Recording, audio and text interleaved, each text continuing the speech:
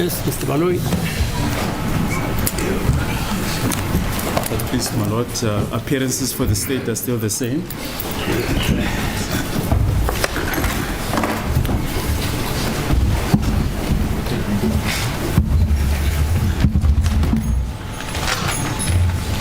Still under oath, sir?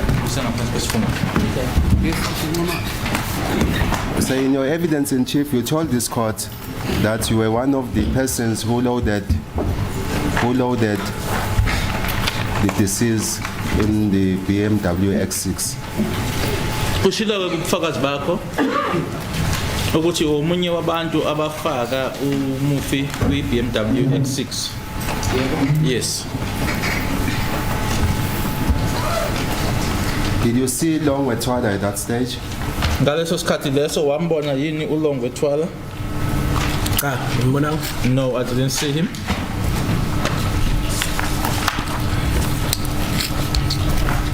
For purposes of my cross-examination, I'll refer you to Exhibit U1 of the record on this aspect. At paragraph 13, the relevant line that I'm going to read is from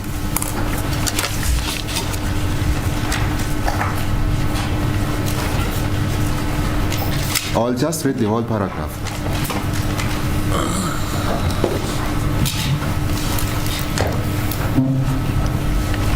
Where it says, when I walk in the house, I saw Senzo lying in the sitting room, bleeding on the chest. We then put a towel and carried him to the BMW X6 together with Zandi's boyfriend, Dumelo, and other neighbors. I don't know. Close quotation. Is that paragraph? 13 of Exhibit U1.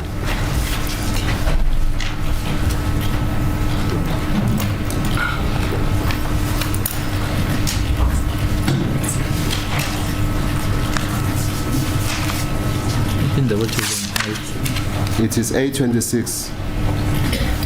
Yeah. Paragraph 13. Also this one. Number 13 and 13.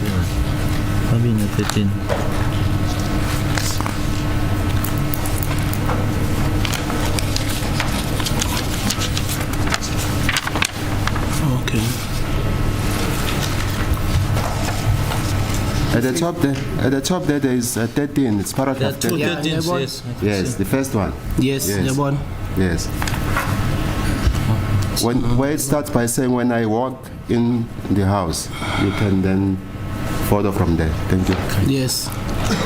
Ngabona uSenzo eleli phansi eleli sitting room opha esifubeni sase ke simfaka within sase simbeka itowel samobula ke simsaka BMW X6 kanye neboyfriend kaZandi uTumelo kanye futhi nabanye omakhelwane angibazi. Yebo? Yes. Yabon. I see it. So in your statement, you did indicate that Longwe Thwala, who is Zandi's boyfriend, did assist in putting the deceased in the vehicle, the BMW X6. Statement sakho ke ushiya uyasho ke noma washo ke ukuthi uLongwe Thwala boyfriend kaZandi walekelela ke ukufakeni umufi emotweni. Yebo kubhaliwe la kodwa umuntu wayilekelela kakuZandi ayi boyfriend kaZandi. Yes, ngeke boyfriend kaZandi. So kodwa ngiyabona ukuthi kubhaliwe la ukuthi Zandi's boyfriend. Kodwa umuntu walekelela uZandi. Yes, it is written here that Zandi's boyfriend, but the person that was assisting was Zandi, not Zandi's boyfriend. There is a statement by Longwe Thwala which he made on the 6th of November 2014. Una statement ke uLongwe awasenza nge-6 zika November 2014 at 1300 hours 30. The statement was made before Captain Angel Kululeko Mthethwa at First Loras Police Station.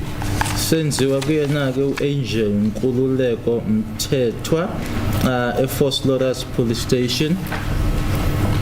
It is A57. I'm going to read for you paragraph 10 of that statement, which reads as follows, and I quote: On arrival, I found Zandi's mom, Kelly, and that two unknown males carrying Senzo to the car, and I tried to help them but there were many people carrying him. Efundeka ngalendlela ka le statement asifundayo advocate ukuthi uthi ke uma efika ulongwe ke lo wathola ke uZandi uMakazandi kanye futhi nabasilisa ababili besake umufi emotweni wazama ke ukuthi alekelele kodwa ke kwakunabantu abaningi.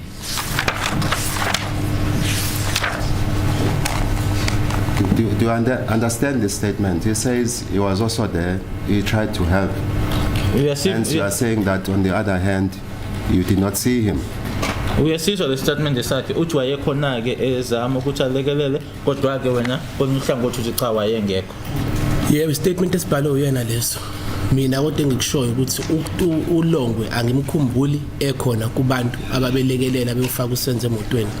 Yes, that's a statement written by him, but what I'm saying is I don't remember Longwe being there amongst the people who assisted in loading the deceased into the vehicle.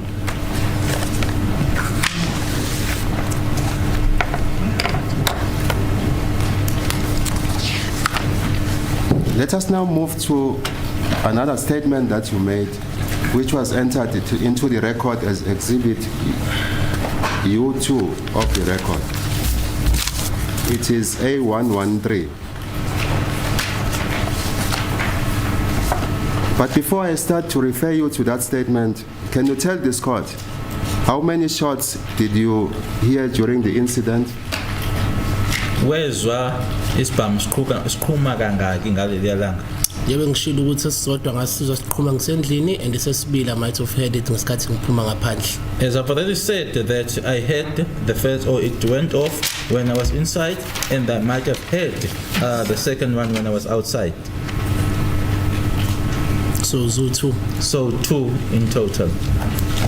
At paragraph 12 of your statement, that is Exhibit U2, it reads as follows, and I quote, I heard only one gunshot during the incident, and it was before I ran out. Close quotation.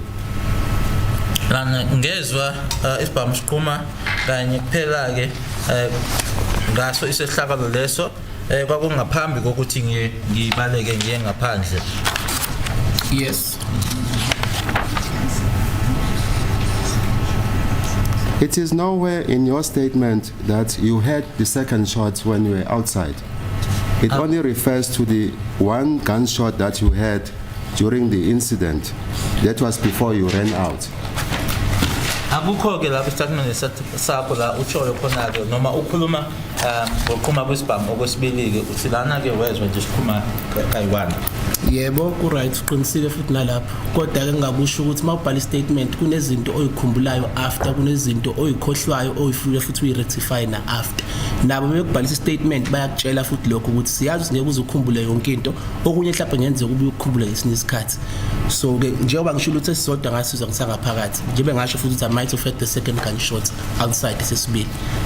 It is so that when a statement is being taken down from you, you remember certain things. There are things that you don't remember, and you might be able to remember at a later stage. Even when they take a statement from you, they inform you that you might not be able to remember everything now. So yes, as it is put here that I had only one shot, and also saying here in court that I might have had the second shot when I was outside. Okay. There are two aspects before I sit down that I want to canvass from you.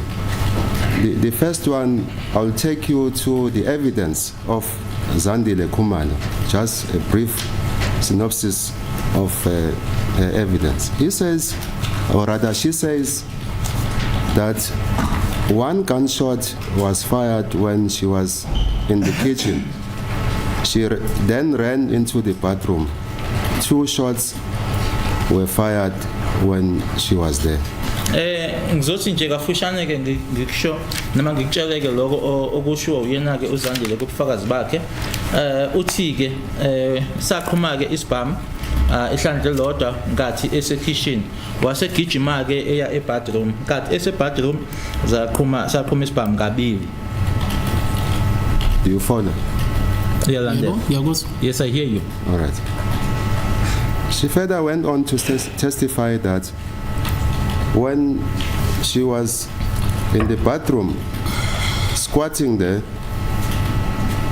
she opened the bathroom door and saw the deceased moving from the kitchen to the sitting room. Uqhubeka ke athi uZandile kubufakazi bakhe uthe esese bathroom lapho ke ehlezi noma esikwatile ke ngendlela esikwate ngayo wasepopola ke ngase siqapha leso sase bathroom wambona ke umufi endlula esuka ngase kitchen eya ngakuhlangothi lase sitting room. Yebo. Yes. In the contrary, your evidence is to the effect that after you heard the first gunshot, you then ran out of the door, but before you ran out of the door, you met the deceased next to the stove, taking the direction to the sitting room. Do you confirm that? Ngokuphikisanayo ke naloko kushoyo wena ke ngoba wena uthe ngoba kubufakazi uthe uma seqhuma ke isibhamu okokuqala wena ke nkathi ugijima ke uya obalekele esicabheni uyophuma ngaphandle endlini wahlangana naye ke umufi yena ke naphambana nomufi yena ke engena ngaphakathi endlini. Yebo. Yes.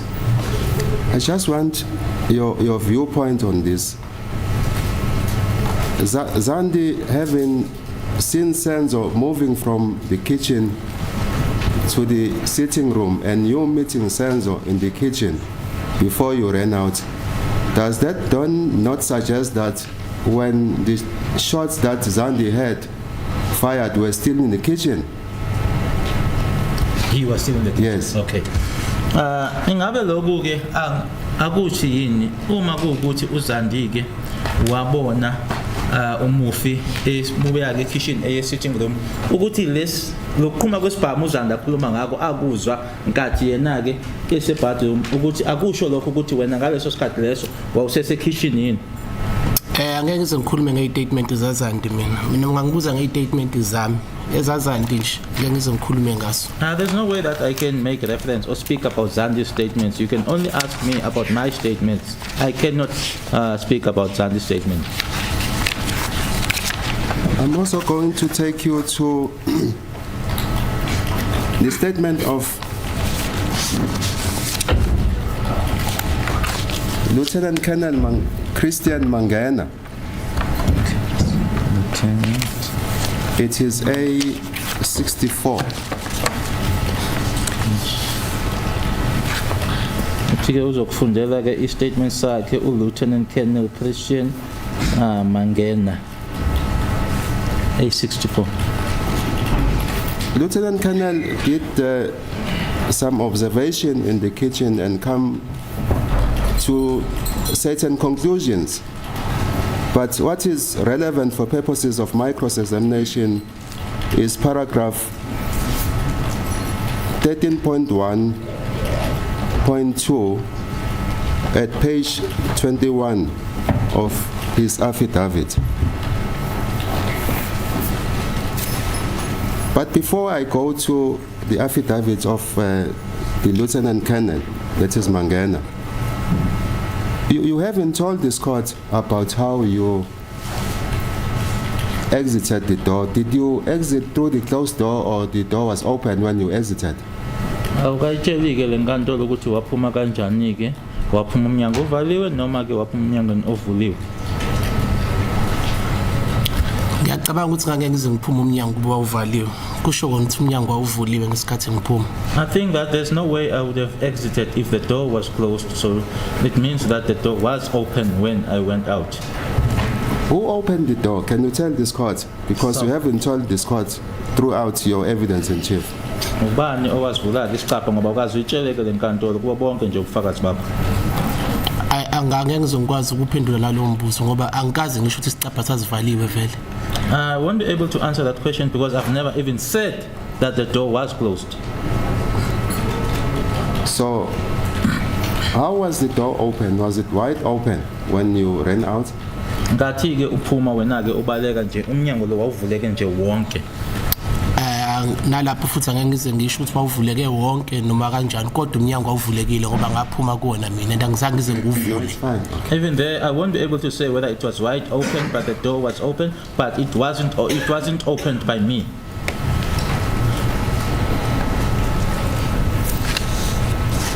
I just want to grasp this before I ask you this question. But Lieutenant Colonel Mangena says the following, and I quote, that is at paragraph 13.1.2. The other shot was fired to the direction of the door at a slightly downward angle. Uma efunda ke affidavit yakhe ke uLieutenant Colonel Mangena uthi enye ke ishot yadutshulwa ke esiqabheni nje ukuyenzansi. Bullet damage marked A1 on the door had characteristics of an unstable bullet. What's an unstable bullet? Yes, can I repeat that? What's an unstable bullet?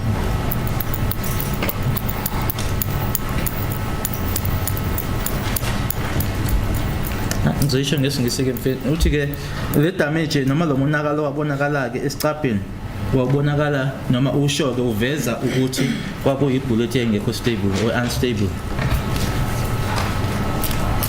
The unstableness of the bullet could have been as a result of an intermediate target between the firearm and the door, which most probably was the deceased.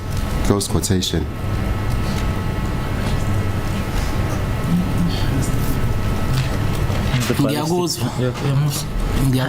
Yes, I'm hit by the ballistic terms now. Ngiyakuzwa kodwa ke nami ngiyadideka ngiyalahleka ngoba nje ukhuluma ama bullets unstable ntonton so nami ngilost but ngiyakuzwa ukuthi uthini. I hear what you are saying. Mhlawumbe mungangihlaziyela kahle. If I can simplify this, it says that there is a shot that was fired, right? Or maybe we allow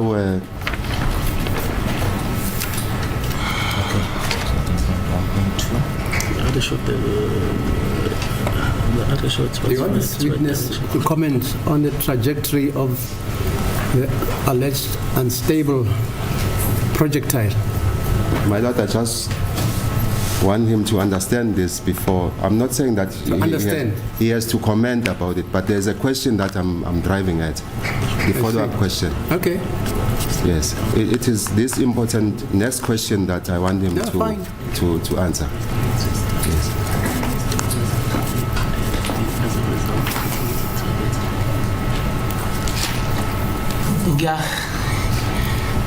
Ngiyakuzwa ngiyifunda kodwa ngicela uhlaziye kahle mhlawumbe just explain ukuthi what does this mean ngoba as much as ngi understand the English but when you putting it in other terms it says that there was a target between when the firearm was shot and the door. Ngaphambi kokuthi uyofika ke noma uyoshaya esiqapheni khona la eyaqala yashaya khona inhlanzi. Yes, to simplify it. So and there is a photo which depicts the damage at the door. Sikhona futhi nesithombe lana ke esikhombisayo ukuthi umnyango lona ke wonakaliseka.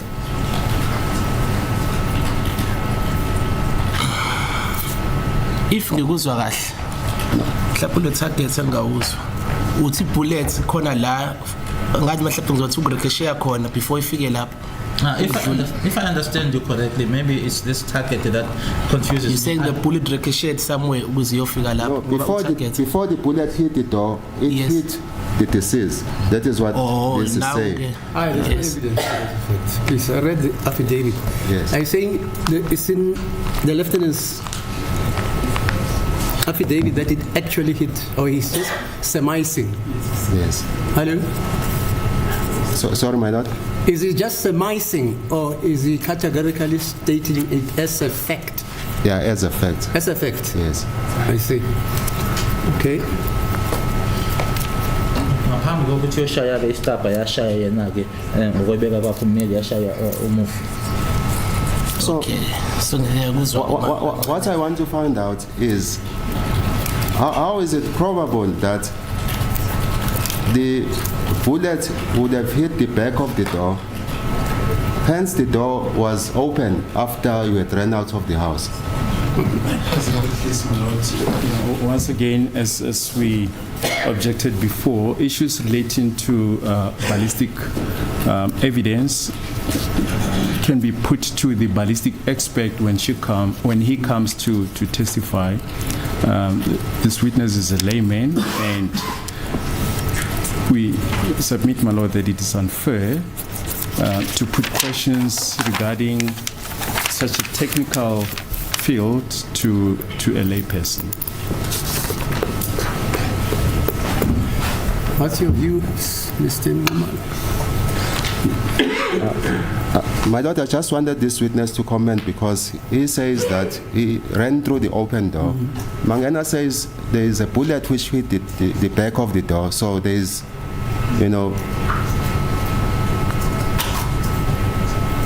the versions which are not consistent. Can you comment on that, sir? Khona ngakusho lokho. About the fact that there was an intermediary disturbance of the bullet because it had struck Senzo before it struck the door. Ukuthi ke khona la yaqala yashaya khona ke inhlamu ngaphambi kokuthi yoshaya isqapha ukuthi yashaya ke uSenzo. Khona ngakusho lokho. I think he knows. I'm not going to comment on what somebody else's statement says. Angeke ngishikhulume lutho ke kokushiwo istatement somunye umuntu. I'll leave it there, my lord. Thank you. Just for my edification, that statement of Lieutenant Mangena, sorry. Yes. Is it made in terms of section 212 of the It's criminal procedure? 212. Yes, it's 212. Yeah, but that section pertinently deals with expert evidence. Expect evidence. Is that not yes, so? Yes, it is. Okay. Yes. I'll leave it there, madam. Yes. Thank you. What was the main reason for you to run out of the house? Kwakuyini eyona mbangela ke yokuthi ugijime uphume nje endlini?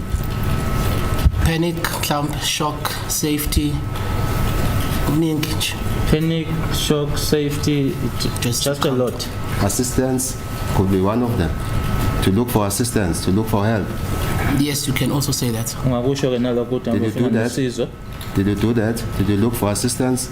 Yes, ngitholile. Yes, I did get it. Did you phone for the police or the ambulance? Amaphoyisa ambulance wafonela? At the time angizange ngibafonela ngoba ifoni yami off. At the time I didn't call them because my phone was off. Did you ask from the neighbors to assist you? Kwabaqala yini omakhelwane ukuthi bakusize? Angizange ngibacele ngoba ngabuyela futhi ngaphakathi phuthumise uSendle esibhedlela.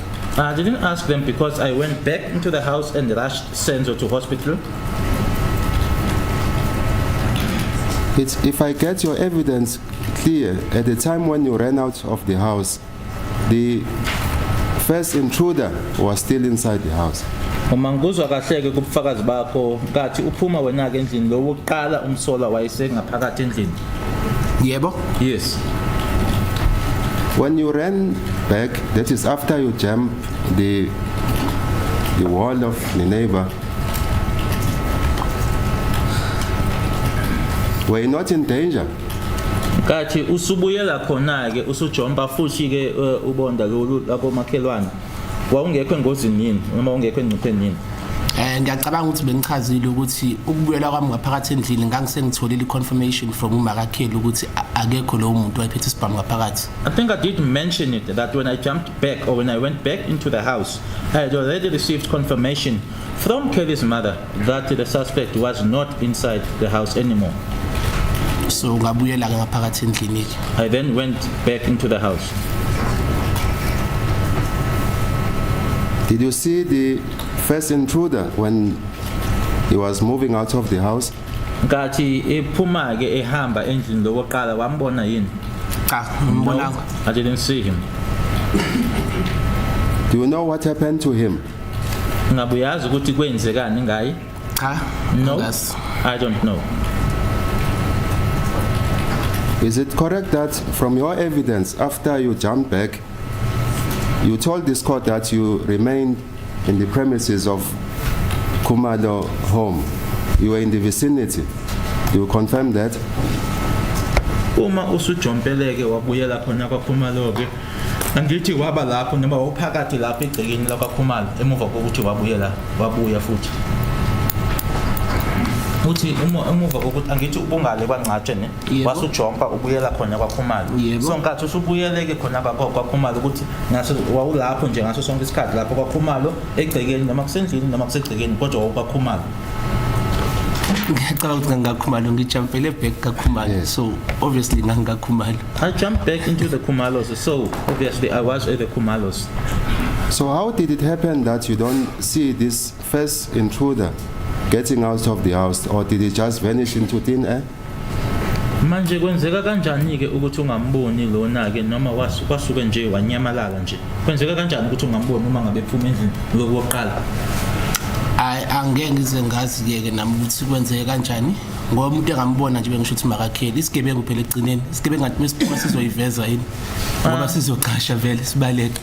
I wouldn't know. The person that I saw, it's Kelly's mother, and we are referring to a criminal or a thug. So is that person just going to show himself when it is obvious that the person is going to hide? Thank you. So thank you, my daughter. I have no further cross-examination. Thank you. Thank you. Yes, ma'am.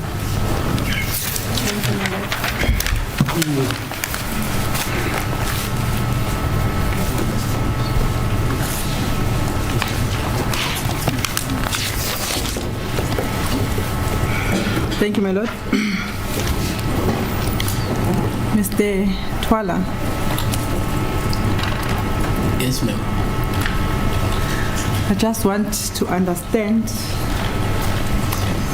the way in which you could assess things when the incident took place. Ufuna nje ukulalela nokuzwa ke indlela ke abantu babona noma babuka ngayo ke isimo ke kwindawo yesigameko. Yebo. Yes. For me to be able to do that, I have to ask you this question as to what is your highest standard of education. Ukuze ngikwenzeke lokho kufanele ngiqale ngikubuza lana ke esikoleni ke. As a coach is fine. I know that's the style of counsel, but to ask the qualifications. That hairstyle is not on the facts. We submit, my lord, that it's not relevant. You know, the history of education in this country. I think a witness must be respected and not be allowed to answer such questions regarding the higher standard of education. We submit it's irrelevant. It's got nothing to do with the issues at stake. Yes, let's hear. What's your response, Ms. Shola? My lord, it is important to know the competency, the skills, the experience, including the qualifications, if there are any, of the witness. Not precisely that he is giving expert evidence, but in order to assess What? the evidence in which he testified before this court and the way in which he observed things at the time when the incident took place, because those things I will be addressing this court on the reason why his evidence should be accepted or not. So it's going to assist my address, my lord. So if he has a PhD, let's say, there's a PhD in mathematics of solid state physics. And if he doesn't have it, how does it affect his observational powers of observing what happens in front of him? My lord, I will be addressing at that particular time to say the witness couldn't answer 1, 2, 3, 4, and 5, whereas... No, that question is overruled. As the court feels. At the time when the incident took place, Mr. Thwala, were you working? Ngakenza ama-promotional jobs ngisho kanjani, I was doing but promotional. nganganawo 9 to 5 at that time 2014. I was doing promotional jobs. Let me put it like that, One but of- not a 9 to 5 job in 2014. For one of amalo ngiyenza ngisho but la service providers between the 3 networks ala South Africa. One of the service providers between the 3 here in South Africa, but I won't name. Okay, so you were like a consultant. No, No. promotional jobs like promoter. I was promoting. Okay. For how long? Isikhathi esingakanani? Yo, I think mhlambe it was for like 2 years because in 2015 ngase ngithola a stable job at Bonitas. For about 2 years, because in 2015 I then I got a stable job at Bonitas.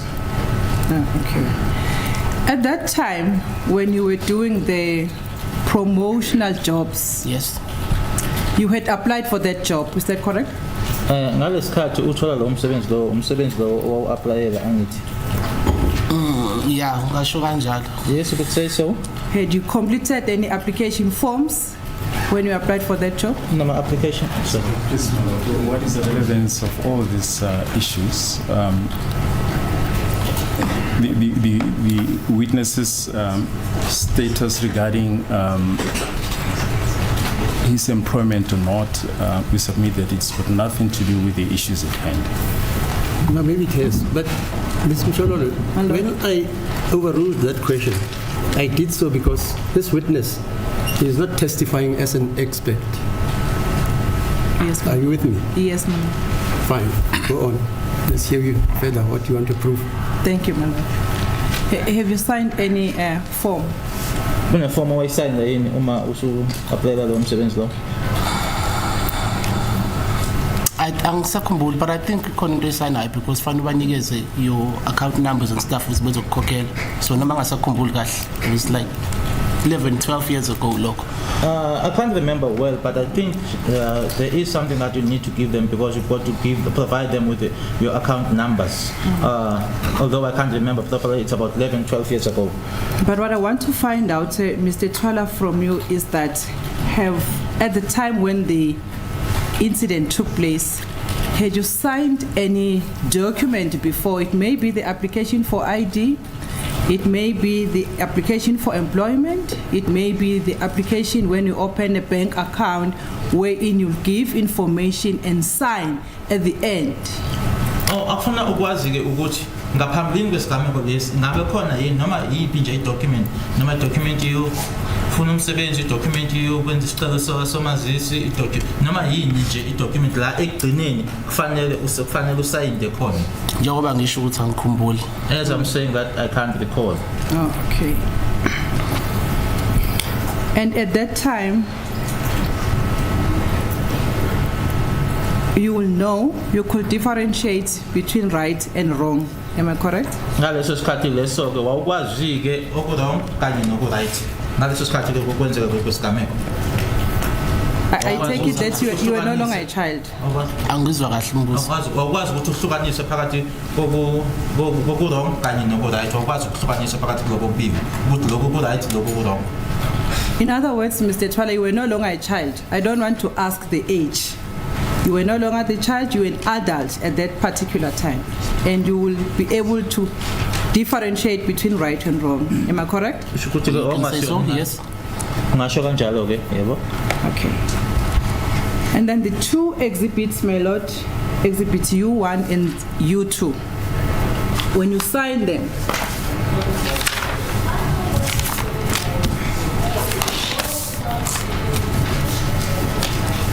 you understood what it means to put your signature in a document. Am I correct? Ngathi usayinda lezi statement eziwu-2 ke lezi phambi kwakho U1 no U2 wawazi ke ukuthi usayindelani noma uthini ke uma ngabe usayinda. Or you knew, my lord, just to rephrase the word. You knew Wawazi what were you doing when you put your signature in that document. ukuthi ngokusayinda ukuthi wenzani. Ngisho kanjalo phela ngangiqala ukwenza so I would say so, but ngichaza lokho izolo ukuthi i-statement yangiqala usibhala so I would say so, and I was doing it for the first time. I did mention it yesterday that it was my first time deposing of statements. Yeah. But you knew what you were doing. Kodwa awazi ukuthi wenzani.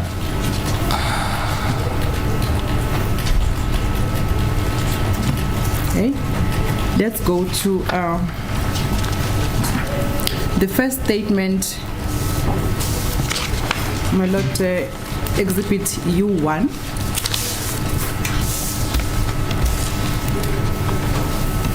Paragraph 11.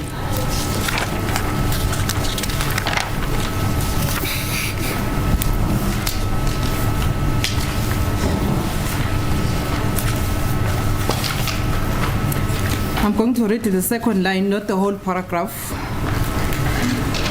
The second paragraph, it says, the third line.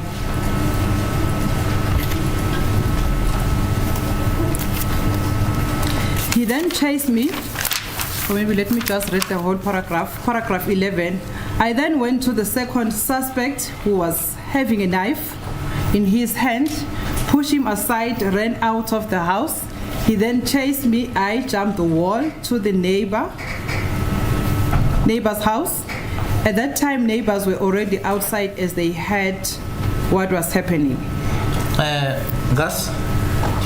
Ngaya ke kumsolo wesibili owayephethe ummese esandleni ngamphushela ke eceleni ngase ngigijima noma ngibaleka ke ngiphuma endlini wase engisukela ke noma engilandela ngajompa ke ubonda lamakhelwane noma lomuzi womakhelwane ngaleso sikhathi ke omakhelwane babe ngaphandle ke njengoba bakuzwa okwakwenzeka.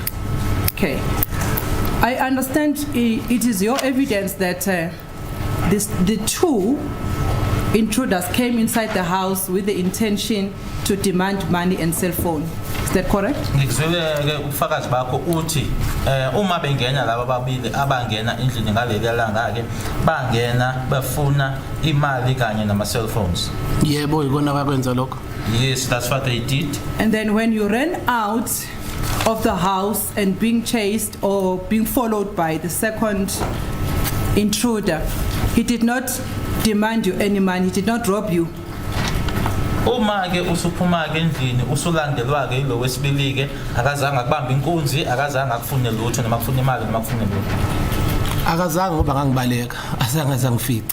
He didn't because I was running and he didn't get to me or reach me. I jumped. Okay. When we were jumping inside the Ngache's homestead, he didn't follow you there. Akazange akulandele uma ujombela kwaNqatshe. Wajiya ngoconcrete waqhubeka wehla ngomnyango. Azange azajombe kodwa yena. I turned around close to the concrete and went down the road, but he didn't jump. So he went past you. He went wadlula kumina. He went past. Angithi besibaleka mina ngizojika ngizokhevela kuconcrete ngizojomba. Nayo uyakheva kancane but ngibona sengijomba seyaqhubeka uyehla. As we were running, I then curved towards the concrete. He was also slightly curving, but he saw that I was jumping, but he then ran straight down. But if that person had an intention to rob you, he would have caught you at the time when you were jumping inside the Ngache's gates or fence. Uma kuukuthi lo muntu lo wayenenhloso noma enenjongo yokuthi ke akubamba inkunzi wayezokubamba ke noma wayezokufica ke nkathi ujomba khona lapho kwaNqatshe. Njengoba ngishilo ukuthi lo muntu wayezongibamba inkunzi or whatever lento ayengibamba yona. So mina ngokubaleka kwami ngizokwenza sure ukuthi akakufici. Sasingadlali phela. I'm into serious. As I said that this person had come to rob me. In my running, I would have made sure that he doesn't reach me or he doesn't get me. We were not playing games, it was serious. Let's move on to paragraph 7 of the same exhibit, my lord, U1, wherein you said, in paragraph 7, paragraph 7, line number 7 as well, when you said the first one had a firearm in his hand and said, footwork, cell phone and money. Oqala ke wayephethe ke isibhamu esandleni sakhe waseshoka amagama wawasho cell phone nemali. Yebo. Yes, Ngiyakubona lapho. I see that. Is that correct? Kunjalo. Ngiyacabanga ukuthi bengishilo ukuthi cellphone nomani umuntu engakukhumbula futhi ekhe kodwa cellphone nomani wakusho. I think I did mention it yesterday that cell phones and money, yes, indeed, but the swear word, I didn't. I said that I couldn't remember it. Okay. And then let's move on to Exhibit U2.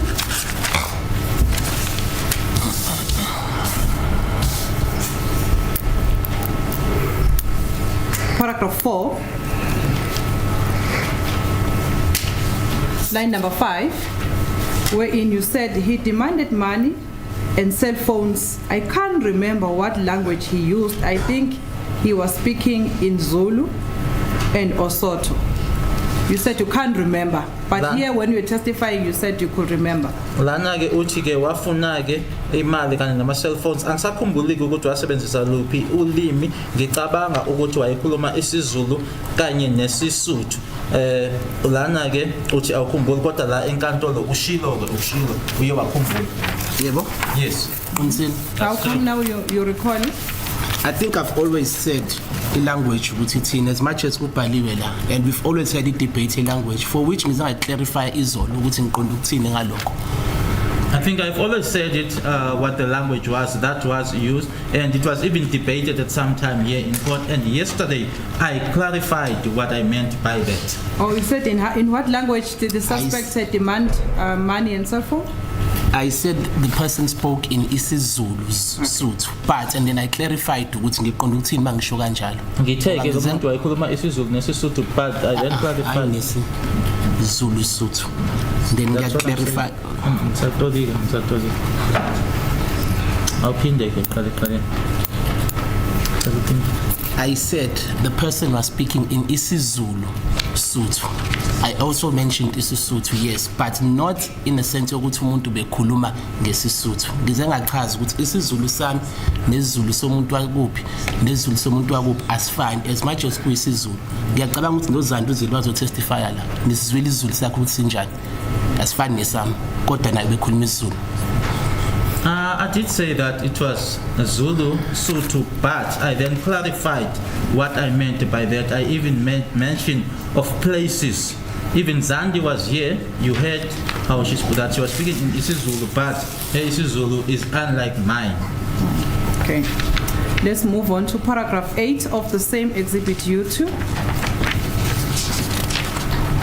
which reads as follows. I quote, my lord, open quote, I can't remember the color of the hoodie jacket the suspect was wearing. I can't remember that the second suspect was wearing a hat, but I don't know the color of the hat. I didn't see the second suspect properly, and I cannot describe or identify him. Angikhumbulike ukuthi umbala we-hoodie jacket wawunjani, eyayogqokile umsolo wawunjani. Ngisakhumbula ke ukuthi umsolwa wesibili wayegqoke isigqoko, kodwa ke angiwazi umbala waso isigqoko. Angizange ngimbone umsolwa wesibili kahle, futhi ke angeke ngibe kwisimo sokuthi ke ngingamkhomba. Yeah, ngiyakubona futhi nalapho yet again ngiyacabanga ukuthi bengichazile lokho ngoba le statement le sethe ngikhuluma ngaso sami Mr. Shapiro. Yeshilo ukuthi okay, certain. Yes, I see that. In this statement, I did clarify it or mention that this is the statement that was written by Shapiro. I think kwaba khona ukuphazima phakathi kwami naye into engimtshela yona nento ayibhalayo, because I've always said ukuthi suspect number 1 ngiyamkhumbula owayegqoka isigqoko, suspect number 2 uyena lo wayifake into eyihood engamkhumbuli kahle engagxili kuyena. Because as myself and Shapiro were speaking and he was writing that which I was speaking, he wasn't writing that properly down, because I've always maintained, I've always said that I am able to, I remember suspect number 1 is the one that was wearing the hat, and suspect number 2 is the one that was wearing the hoodie. But that person I cannot remember or I can't identify him because I wasn't focusing on that person. Okay, so the last part of this paragraph where it says, I didn't see the second suspect properly and I cannot describe or identify him, that one is correct? Yebo. Yes.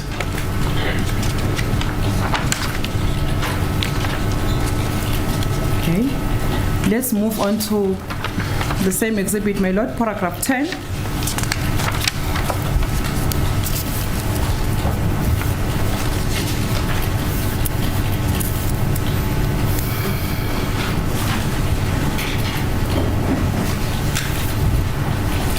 Okay, let me just read the whole paragraph.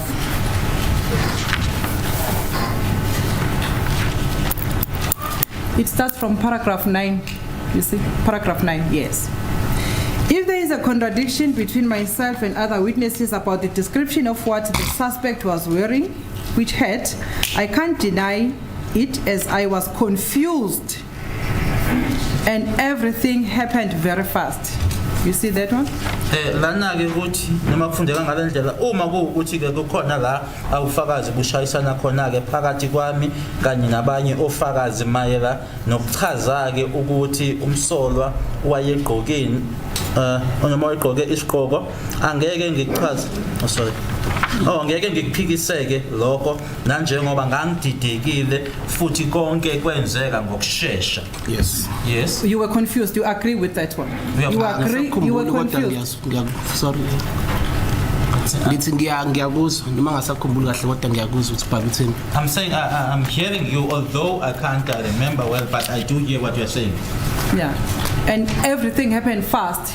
Konke kwenzeka ngokusheshsha. Yebo kwakwenzeka ngokusheshsha kana. Yes, it happened. In other words, you couldn't see properly when the incident took place because you were confused and everything happened fast. Ukusho ukuthi ke uma ngathi sigameko bese senzeka okwakwenzeka ungaboni kahle ngoba ke wawujidekile futhi ke kwenzeka ngokusheshsha.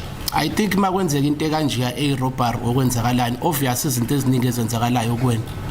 Ziningi izinto ezenzakalayo singahlala nje enkantolweni ngathi mhlawumbe manje usuku observe yonke into akufani nje besihleli kanje enkantolweni bathi kusuke umuntu eseqhamuka nesibhamu. Obviously, when something like that happens, a lot of things happen to you. It's unlike us being here in court now, and it's and then when somebody appears, or it's not the same as when someone appears with a firearm. No, there is no harm if you say that. There is no harm if you say it happened fast and I was confused, or maybe others, they say they were shocked. You know, it's normal under the circumstances. You know, that's what I want to confirm from you, that you were confused and everything happened very fast. Ngingasho ukuthi everything happened very fast. I can say that everything happened very fast. Do you deny or admit that you were confused? Ukuthi ke kona ke wawudidekile noma confused ke uyaphika noma uyakuvuma. Angeke ngize ngisho ukuthi ngiyakuphika or ngiyakuvuma. I wouldn't say I deny nor confirm it. Okay. And Senzo was your friend? Kwakumngani wakho Senzo. A very close friend. Umngani wami impela. And you came to this court to tell the truth. Uze futhi la kwenkantolo uzokhuluma iqiniso. Njengoba nje sengiqalile kade ngiqalile futhi. Just as I've started, and I started long ago. Let's read the other part of paragraph 5. 10. But it starts with, it says paragraph 6.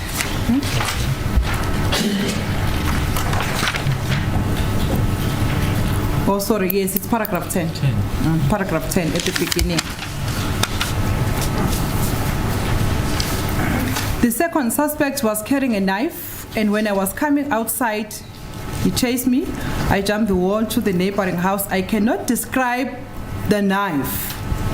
You see that?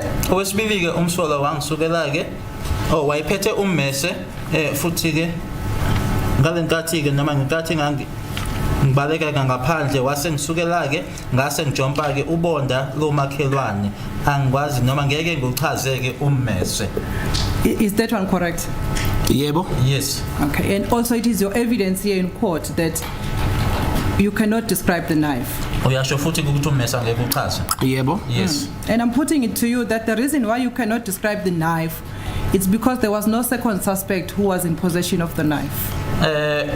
Mina ke ngizothi uma ngikutshela ngithi imbangi noma isizathu sokuthi ungachazike noma ungakwazi ukuchaza ummese ngoba wayengekho umsolo wesibini futhi wangenammese. Sorry, before he responds, just think about the question you've just posed.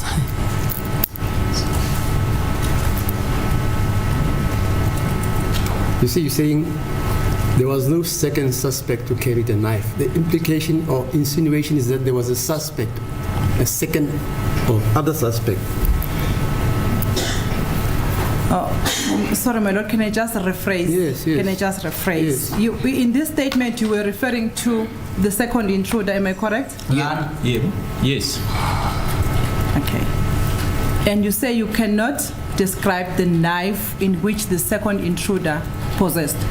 Futhi ke lo mmese lona othi lo wesibili wawuphethe ukuthi ummese ongekho kusimo noma ungakwazi ukuthi ungawuchaza. Yebo. Yes. Then I'm saying to you, you cannot describe, cannot give the description of the knife the alleged second intruder possessed because there was no second intruder who entered the house. Mina ngithi kuwena ke isizathu noma imbangela ukuthi ke lo mmese lowo ke ungawukazi ke ukuthi uchaze yingoba kwakungekho msolwa ke noma umuntu wesibili lapho futhi wayephethe ummese. Engingakusho ke mina ukuthi wayekhona umuntu wesibili wayephethe ummese. Lapha ngingavele ngithi wayengekho nje umuntu ngobani. Wayekhona umuntu wesibili wayephethe ummese and uyena lo waphuma nami wangijaha. What I can say then is that there was a second person there who was carrying a knife. Why would I then say there was no person? There was a second person and that person went out with me and chased me. Yeah, but you further cannot describe him, that person. Kodwa ke umuntu ongakwazi ukuthi ungamchaza lo. The second intruder, my lord. Lo wesibili. Manje ukuthi angikwazi ukumchaza umuntu kusho ukuthi wayengekho yini. Does it then mean that there was no Yes. person if I'm unable to describe him? Yes. Ngibe ngikushilo ukuthi angimbonanga kahle. When I have said that I didn't see him properly, Shuthi wena ufuna ngichaza amanga ke manje. then you want me to tell lies now. Let's move on to the next line. After I've jumped, please jump that line. You see that paragraph? Yes. After I've jumped, jump that one, go with me to the next line, which starts with say, I saw the second suspect walking in the street and I even pointed him out to the neighbors. I couldn't observe his attire while walking in the street as it was dark. Ngambona ke umsolwa, sorry. Ngambona ke umsolwa wesibili uma nkathi ehamba ke estradeni ngase ngimkhomba ke kubona omakhelwane angizange ke ngibukeke noma ngibhekeke lokho awayegqokile nkathi ehamba estradeni ngoba kwakumnyama. Is that statement correct? Yebo, it's correct. Yes, it is correct. And it is correct that it was dark in the street. Nokuthi kwakumnyama estradeni. Akusekumnyama phela kusebusuku. It was already dark, it was at night. And you couldn't see what he was wearing. Nokuthi wayegqokeni awuzange ukubone. Attire, uthi attire ususho the whole attire. Attire usho njalo. When If you you refer to understand attire, attire. it Attire means usho the the whole. whole. Yeah, Mina well- ngithe a hoodie, wayegqoka ihoodie. Musu uthi attire ubala nebhuluku icathulo uthi wayegqoka obhaqa amateki attire yonke ke le. Yeah. I was specifically referring to the hoodie, but once it says attire, it refers to everything that he was wearing. But firstly, I asked if this statement is correct. You remember? I read it to you. I asked if it's correct. You said it's correct. Ngisifundile ngase ngikubuza ukuthi ngempela It says, I couldn't observe his attire while walking in the street as it was dark. Is that correct? Is that what you said in your statement? Yes, that is what I said. Yebo kuyikona ke ngakusho ukuthi angizange ngibone ke awayegqokile. What did you mean when you were referring to the attire? As I've said, attire mina ngokufunda kwami attire it's ubona yonke into umuntu ayigqokile, that's an attire yokugqoka yonke into. Mina I refer to hoodie ukuthi ngambone egqoka hoodie ngoba sasasendlini. So the whole attire is completely another different perspective lapho. Okay. When I specifically on the same page yini ngalokho. I specifically mentioned the hoodie. When once now the reference is made to the attire, it then refers to everything that he was wearing, and that is now something totally different. I don't know whether we're on the same page. Okay, so what did you mean when you said this? Were you referring to the hood or were you referring to the rest of the clothing of that person? So that I get it from you. Ukuze ngikuthole kuwena ke wakhuluma wena ke ngehoodie noma wakhuluma ngakho konke wayegqokile. I think enye into efanele si understand ukuthi umuntu osuke kubhalisa statement usuke kubuza yena. So umuntu mayengibuza ngegama elithi attire, mina ngizomphendula ngo attire lo awushoyo. Lo bhalwe la, mina ngikaze ngimention attire. Umuntu obengibuza la umention attire.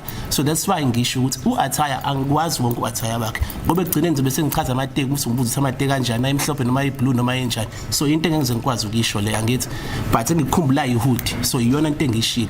So attire is completely something different. We would first then have to understand with regards to the person that then took down the statement from me. The person is the one who made mention of the word attire, and in my response I then responded according to how I was asked. And because now if I stick to the word attire, you're going to ask me about the sneakers or the techies, what the color it was, the pants, and just everything. I specifically made mention of the hoodie. So it means here you were referring to the hoodie only, not the rest of the clothing of the second intruder. Okusho ukuthi la wena nje ngokwakho wakhuluma kuphela wena ngehoodie ungakhuluma konke awayegqokile. Yet again, uthi attire. I mean, I'm referring to his attire. Njoba ngishilo ukuthi I couldn't observe his attire while walking in the streets as it was dark. Attire. Yeah. That's attire yini? Everything that your person is wearing. I mean, manje bungwasuthi in attire uzosho ukuthi nayi attire kugqoka ujinsi ujino blue. Okay, so what is it that you couldn't observe? The attire. Attire lokho awayegqokile. Including the hoodie. The attire. Yeah? What's attire meaning what? Attire meaning everything that is wearing. Including the konke hoodie. awayegqokile. Attire. Okay. You did not see because it was dark. Awabona ke ngokuthi kwakumnyama. Yes, I did not see his attire because it was dark. Yebo ke lokho ayegqokile ngizange ngikubone ngoba kwakumnyama. There is witness who testified before this court by the name of Nthabiseng Mokete, who said he was inside the car on the same street, sitting inside. Did you see any car when you were going to Ngashe's homestead? Kunofakazi ke obekhona la enkantolo ekunguMthabiseng igama lakhe othi wayehlezi emotweni imoto yayisestradeni ngaba ngenkathi uya kwaNgashi noma uJombela kwaNgashi khona imoto owayibona eyayimi estradeni uthi uMthabiseng wayehlezi kuleyo moto yena. Angeke ngizongikhomba ngoba ngiyazi nemoto uthi yayime kuphi. Mina ukuphuma kwami ngingena ka next door, so imoto ngiyazi ukuthi yayime kuphi, but I want to recall mina lapho. because I don't know where specifically the car was parked. I just went out and jumped into the neighbors. So ekubalekweni kami la So you ngibaleke did khona not ayikho see. imoto lapho. So you did not see. La ngibaleke khona mina ayikho imoto engayibona. Angazi ke ngithi imoto yakho Nthabiseng ngiyayipake kuphi. Where I ran, there was no car, or I saw no car there. So I don't know where Nthabiseng's car was parked. Okay, thank you. There was no car there. And further to that, Nthabiseng said it was not dark.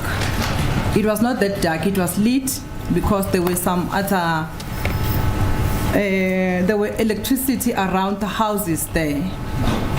Okunye ukukhulunywa uMthabiseng ke ukuthi kwangekho mnyama ngoba ke kwakukhona ke amalambu ke ayekhanyisa ke kwizindlu So in other words, there was some light. ngokuNthabiseng ukuthi ke kwakhanya. And she could see people running. Yes, Naye it could wababona be. abantu bebaleka. So It could be vele ukuthi nje mina ngithi dark ngirefera ku dark ukuthi kwakuyisebusuku, but at the same time futhi nabe kuthiwa kunama lights kuyaba dark futhi nabe kuthiwa ekhona ama lights but kuyaba dark endaweni emalokishini. It could be that, as I'm saying, it was dark because I'm referring to the fact that it was during the night or it was at night.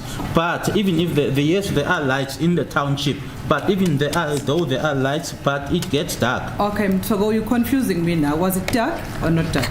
Kumina it was dark. To me, it was dark. Thank you very much, Mthogo. Let's move on.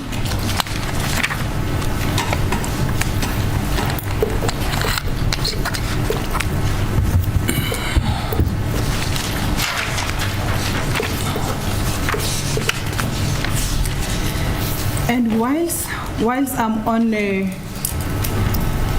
referring you to the witness, thank you, my lord. I'm done with the two exhibits, U1 and U2. Whilst I'm still referring to the evidence of Nthabiseng Mokete, Nthabiseng, she further testified that she went to the hospital. Did you see her in the hospital? Ngisakhuluma ngaye ke uNthabiseng ushilo ke kubufakazi bakhe ukuthi naye ke waya esibhedlela ngabe wambona yini uNthabiseng esibhedlela. Engakusho ke ngalapho ukuthi kwayimanje uNthabiseng angimazi mina. Akazi ukuthi uba uNthabiseng angimazi nje uNthabiseng mina. What I can say with regards to that, I don't know who Nthabiseng is. Even as I'm speaking, I just don't know who Nthabiseng is. Ngeke ngimkhombe ngisho umkhombe uNthabiseng. I wouldn't even be in a position to point her out. So ngeke ngize ngimbone ke esibhedlela umuntu engamazi. So I wouldn't see someone in hospital that I don't know. And then Nthabiseng further testified that she heard Zandi Khumalo's voice screaming saying that Nthabiseng, please call ambulance, and said at that time he was standing inside Khumalo's premises next to the substation. Nthabiseng was standing inside. No, Zandi. Zandi. Nthabiseng heard Zandi screaming and shouting whilst Zandi was inside Khumalo's homestead, saying uma saqhubeka ke kubufakazi bakho Nthabiseng uthi wamuzwa ke uZandi ke noma ezwa ke iphimbo kaZandi ke ememeza futhi ke ngaleso sikhathi leso uZandi wayemi phakathi egcekeni lakubo. And Nthabiseng said this happened after the last gunshot was fired, and then after that he immediately saw the first person he saw, it was Zandi who came out screaming. You understand? Akushoyo ke Nthabiseng ukuthi lokho kwenzeka ke emuva kokuthi ezwe isibhamu sesiqhuma ke okugcina ke nokuthi umuntu oqala ke abambona ke emuva kwalokho kwaba uZandi. As you were outside, I'm taking that you were outside at that time when the last shot was fired. You were outside by Ngashe's premises. Did you see Zandi screaming? Did you hear Zandi screaming to Nthabiseng? Ngithatha ukuthi ke nkathi ke isibhamu sesiqhuma ke siqhuma kokugcina ke ukuthi wawungaphandle ke wena ukwanqatshe kodwa ungaphandle ke ngabe wamuzwa yini uZandi ememeza noma ebiza kena ke Nthabiseng kodwa ememeza. Ngiyacabanga ukuthi ngike ngasho ukuthi ngangezwa amazwi abantu ababekumemeza bekhala kwase kuphuma uMakakheli. That's when ngaphuma ngajumpa ngabuza uMakakheli mina ukuthi ulo muntu odubulisa khona ngaphakathi. So ukuthi uZandi wayescreama noma kakubani angisikhumbulike lokho ngeke ngize ngikwazi ukukhomenta kakhulu ngakho. Shuthi Nthabiseng yena kuzosho into ayishoyo yena.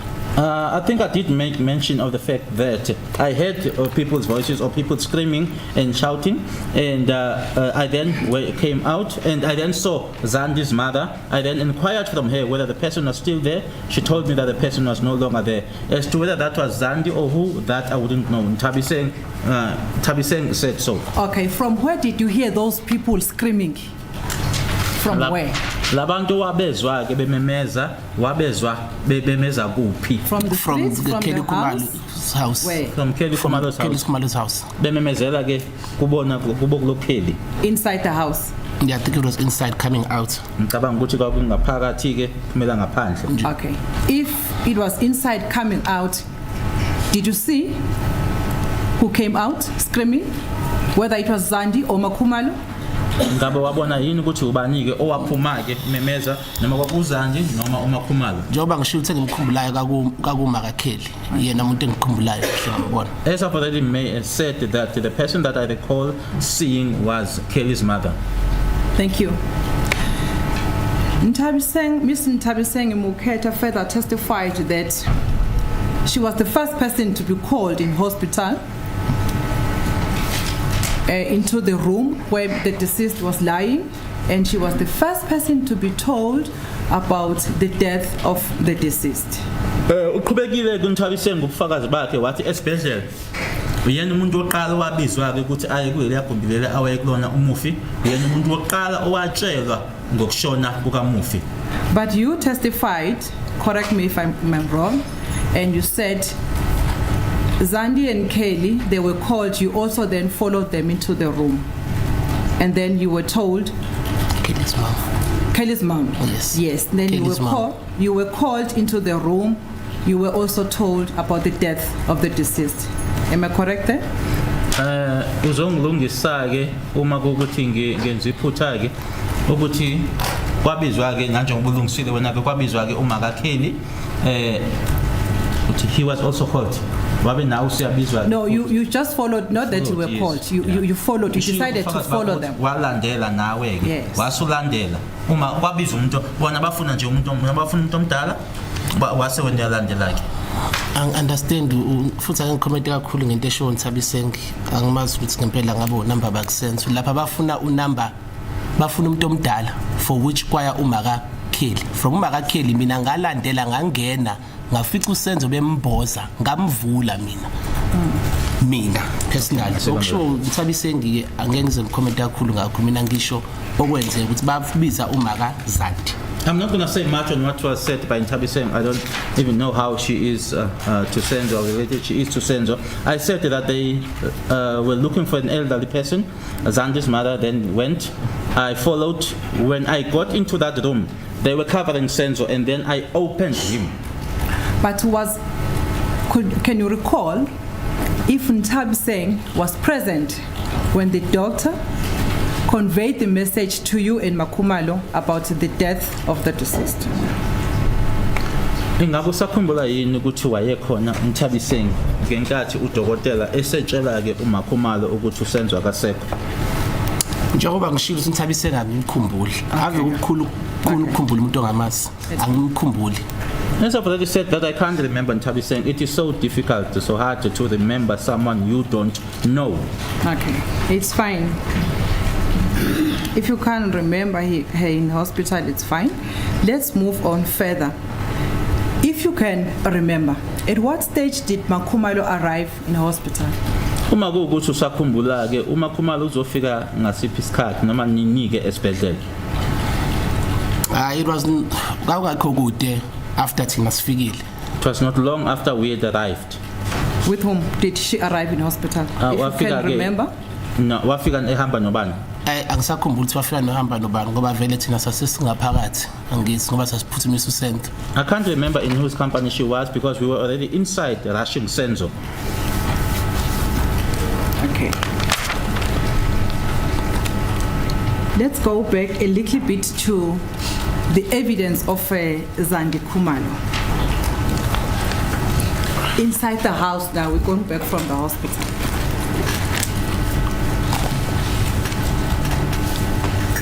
Or maybe, sorry my lord, let me just cover at the hospital, the questions at the hospital.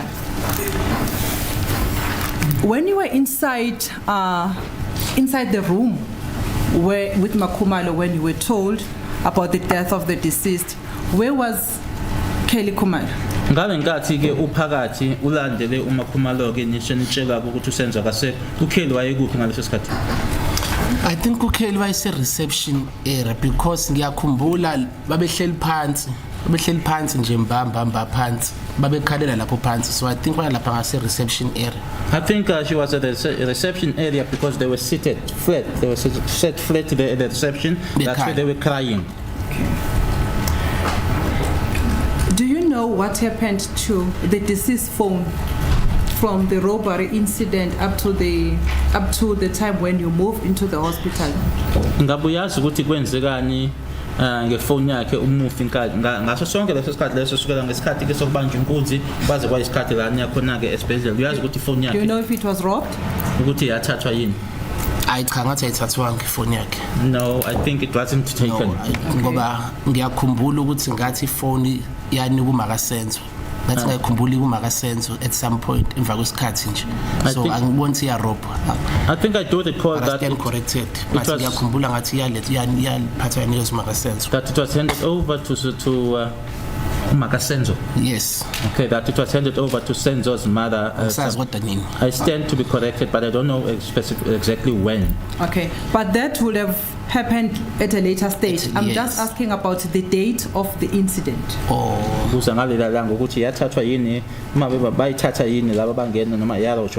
was in possession of the deceased cell phone from the place of the shooting incident up to the hospital, if you know?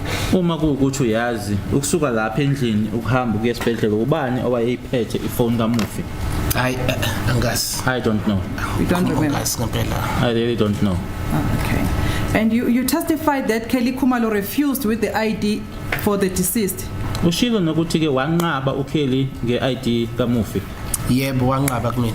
Yes, she refused to me. Did he tell you the reason why? Ngaba wasisho isizathu.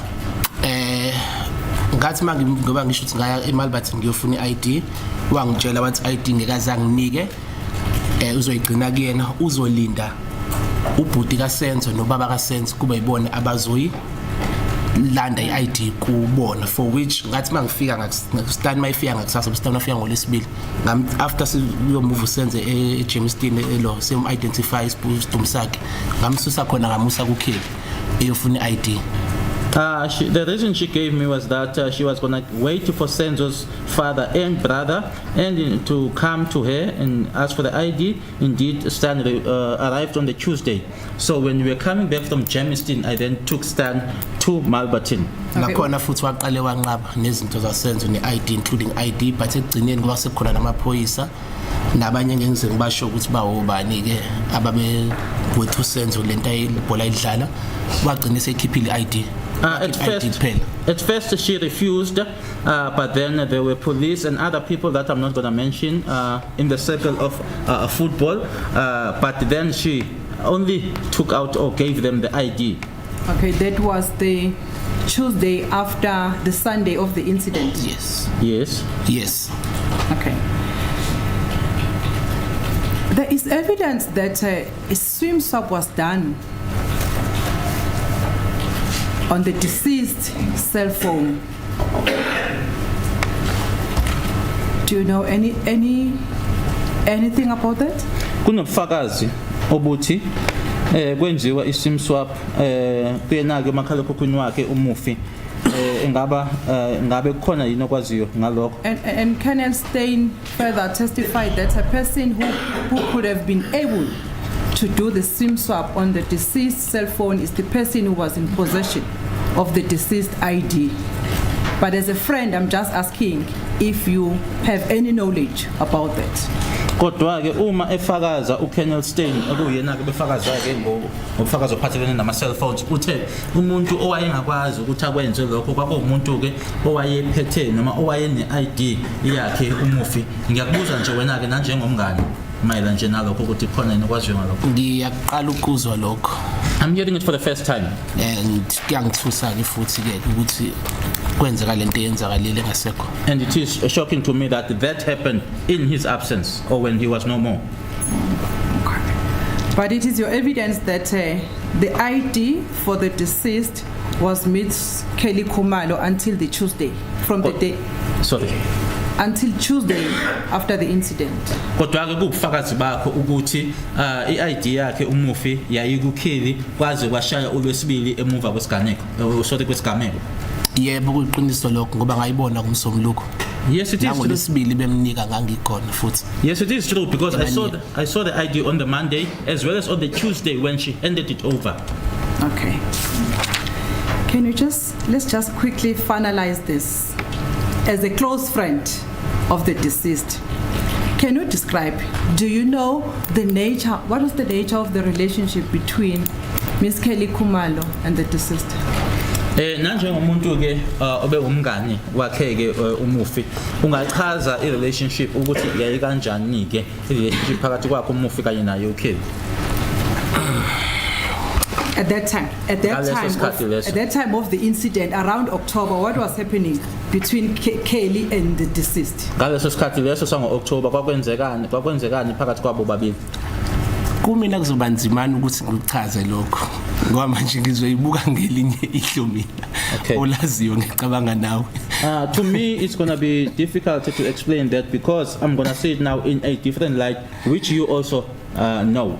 Engingakusho nje ukuthi ke bona vele babethandana babe kwi relationship and angiyibambe kanjalo nje ngoba manje mengathiwa ngiyakhuluma kuzoba ngathi mhlawumbe yebo. Let me just say that the two of them, they were in a relationship, they loved each other, so let me just hold it there because it's gonna seem as if now.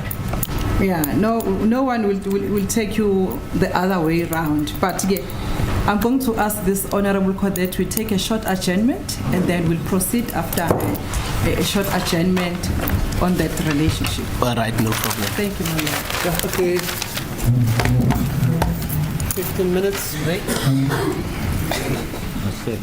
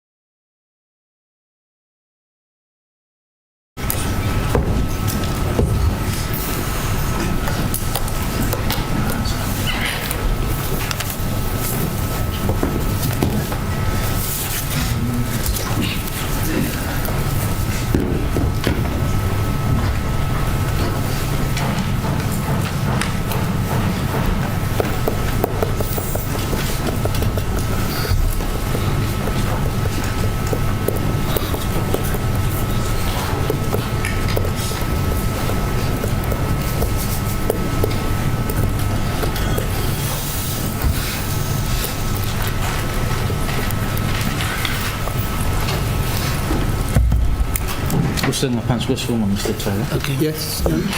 Thank you, my lord. Mr. Mthokozisi Thwala, we adjourned when we were still describing the nature of the relationship between Senzo, Ms. Kelly Khumalo, and the deceased. Busaqhaza-ke noma besakhuluma-ke nge-relationship phakathi kwakhe-ke umufi kanye naye-ke uKelly. Yebo. Yes. I would ask you to tell us, please, what was the nature, the status of the relationship between the two. Ngizoqala-ke ukuthi usitsheleke ukuthi-ke i-relationship yabo-ke bobabili yayikanjani.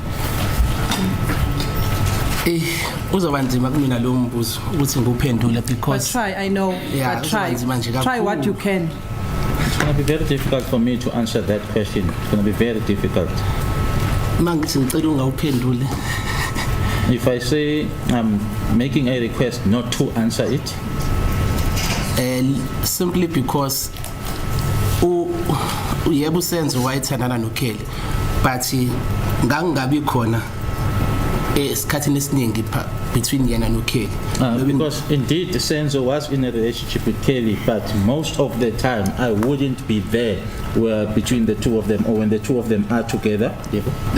Simply because of the fact that I've never hidden the fact that Mandisa is my closest friend. Because I have never made the secret of hidden it that Mandisa is my best friend. So with that naye uSenzo I think why nokungi avoid kakhulu if ezoba noKelly. With that, Senzo then used to avoid me a lot when he was going to be in Kelly's company.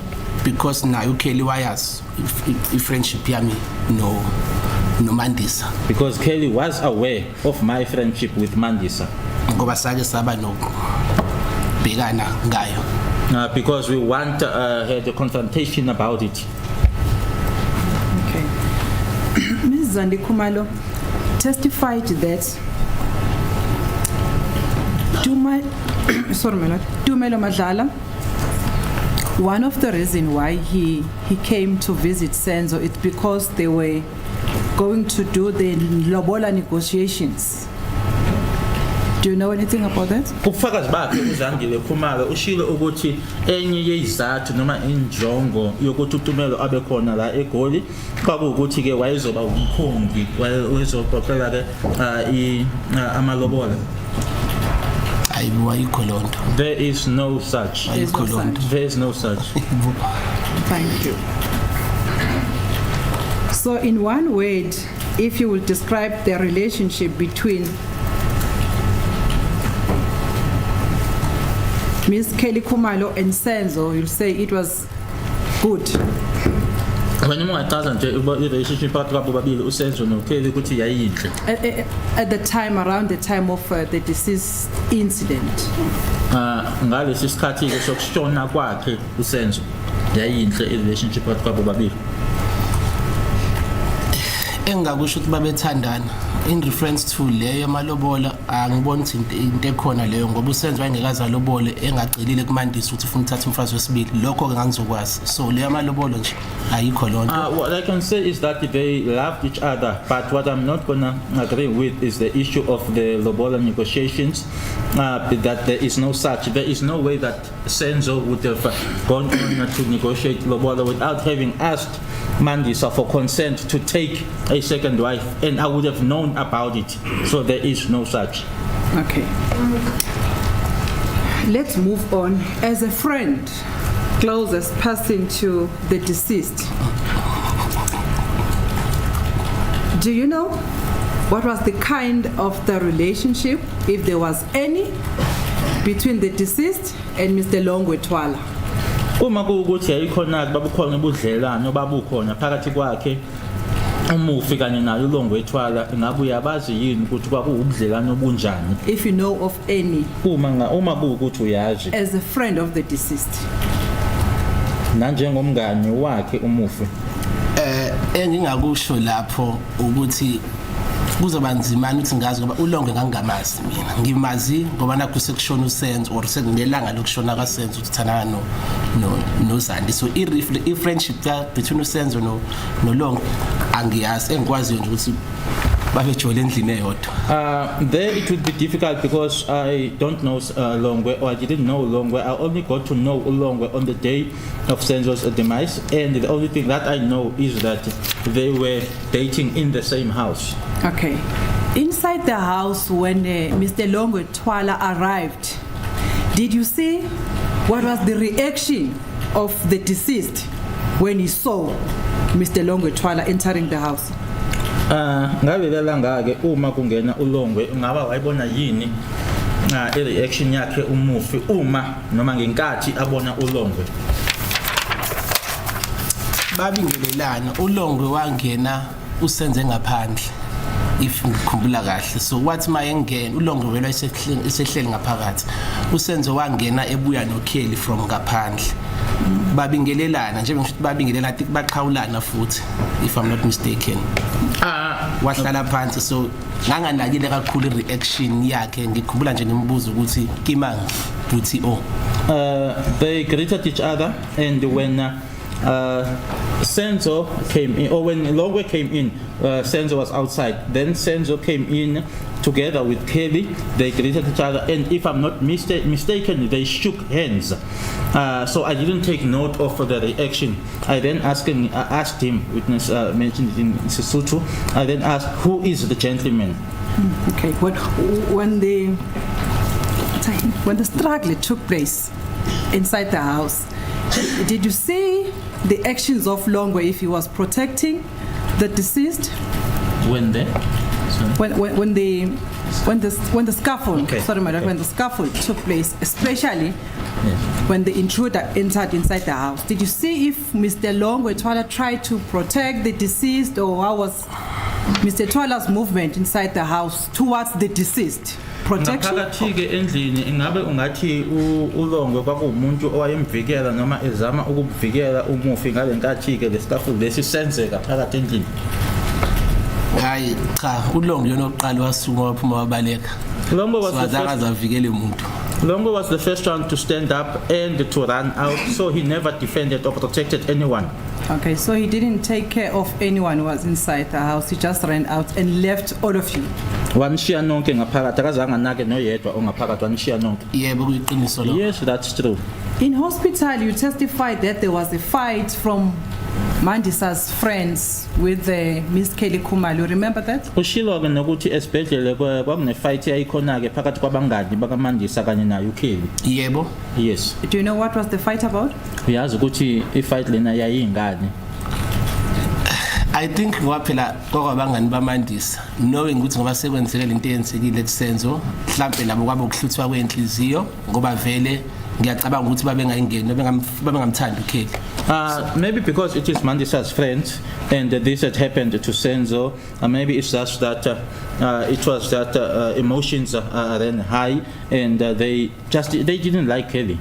And mhlawumbe abanye bekuvuka amanye ama-minutes because mawukhumbula kahle ukuthi noKelly noZandi bake bamhlasela uMandisa. Okay, maybe there were some other agendas that then came to the fore, because if you remember well, Kelly and Zandile once attacked Mandisa. Okay. Thank you, Mr. Mthokozisi. Let's go back now into the house. Okay. It is your evidence that Mr. Longwe Thwala. Okay, before I go there, my lord, I'm sorry. Can I just rephrase? When the first intruder came in, did he point you with the firearm, or did he just demand the cell phone? What was the action movement of the intruder? Uma ngabe lo woqala-ke kulabo ababili abangena endlini esengena-ke endlini ngaba wanikhomba yini ngesibhamu noma wafuna nje kuphela ama-cellphone nemali? Hayi, wafuna ama-cellphone nemali kodwa isibhamu sasibona kodwa-ke ekhaya isikhombe kuyena. He just demanded cell phones and money, but he didn't point the firearm at anyone, but we saw the firearm, but it wasn't pointed at anyone. Okay. And there is no cell phone that was robbed or taken at that time when he demanded money and cell phone. Ngaleso sikhathi leso ke afuna ama cell phones kanye nemali, ayikho cell phone eyathathwa ngaleso sikhathi leso. At that point. Yes. No. Okay. At any stage, did you see any cell phone? If there is any cell phone that was taken in your presence, robbed in your presence? Ikhona ya cellphone ke uma sekuqhubekeka ke sekuhamba isikhathi. Ikhona cellphone eyathathwa noma wayibona wena ithathwa. Mina ngisakhona endlini cha yikho. No, when I was still in the house, no, there isn't any. Okay. And when you were inside in the house when the first shot was fired, and when the second shot was fired, you were not there? Ubungaphakathi ke endlini uma sikhoma kokuqala isibhamu. Uma sesikhoma kokwesibili ubungasekho ngaphakathi endlini. Yebo kuqinisa la. Yes, that's true. And you cannot be able to tell this court who fired the shot that killed the deceased. Futhi awungeke ke ukwazi ke noma kube kusona ke isimo sokuthi uyichazeleke lenkantolo ukuthi ubani owaqhumisa isibhamu leso ke esashaya ke noma sabulala umufi. Yeah, ngiyakuzwa ukuthi uthini. Yeah. Yes, I hear what you say. No, just answer the question. You cannot. You did not see. Yeah. You were outside. Yes, that's true. Yes, esokuqala saqhuma ngisendlini. So naso esokuqala ngazi noma isona yini, but angazi lapho ukuthi nami angengize ngisho ukuthi lesokuqala lesiphi. Yes. The first shot went off, I was in the house, but yes, I cannot say whether that was the shot or which one. So yes, I don't know. And specifically with the second one, when you were outside, you did not see who fired shot, whether it was Kelly Kumalo who fired shot. You did not see that. Ikakhulukazi ke lesi esesibili ukhuluma ngasesibili ukuthi ubani owadubula noma ukuthi uKelly owadubula awukwazi lokho wawungaphandle endlini. Ngingasho ukuthi nabe kuthiwa ubani owayesendlini angibonanga, not specifically to Kelly.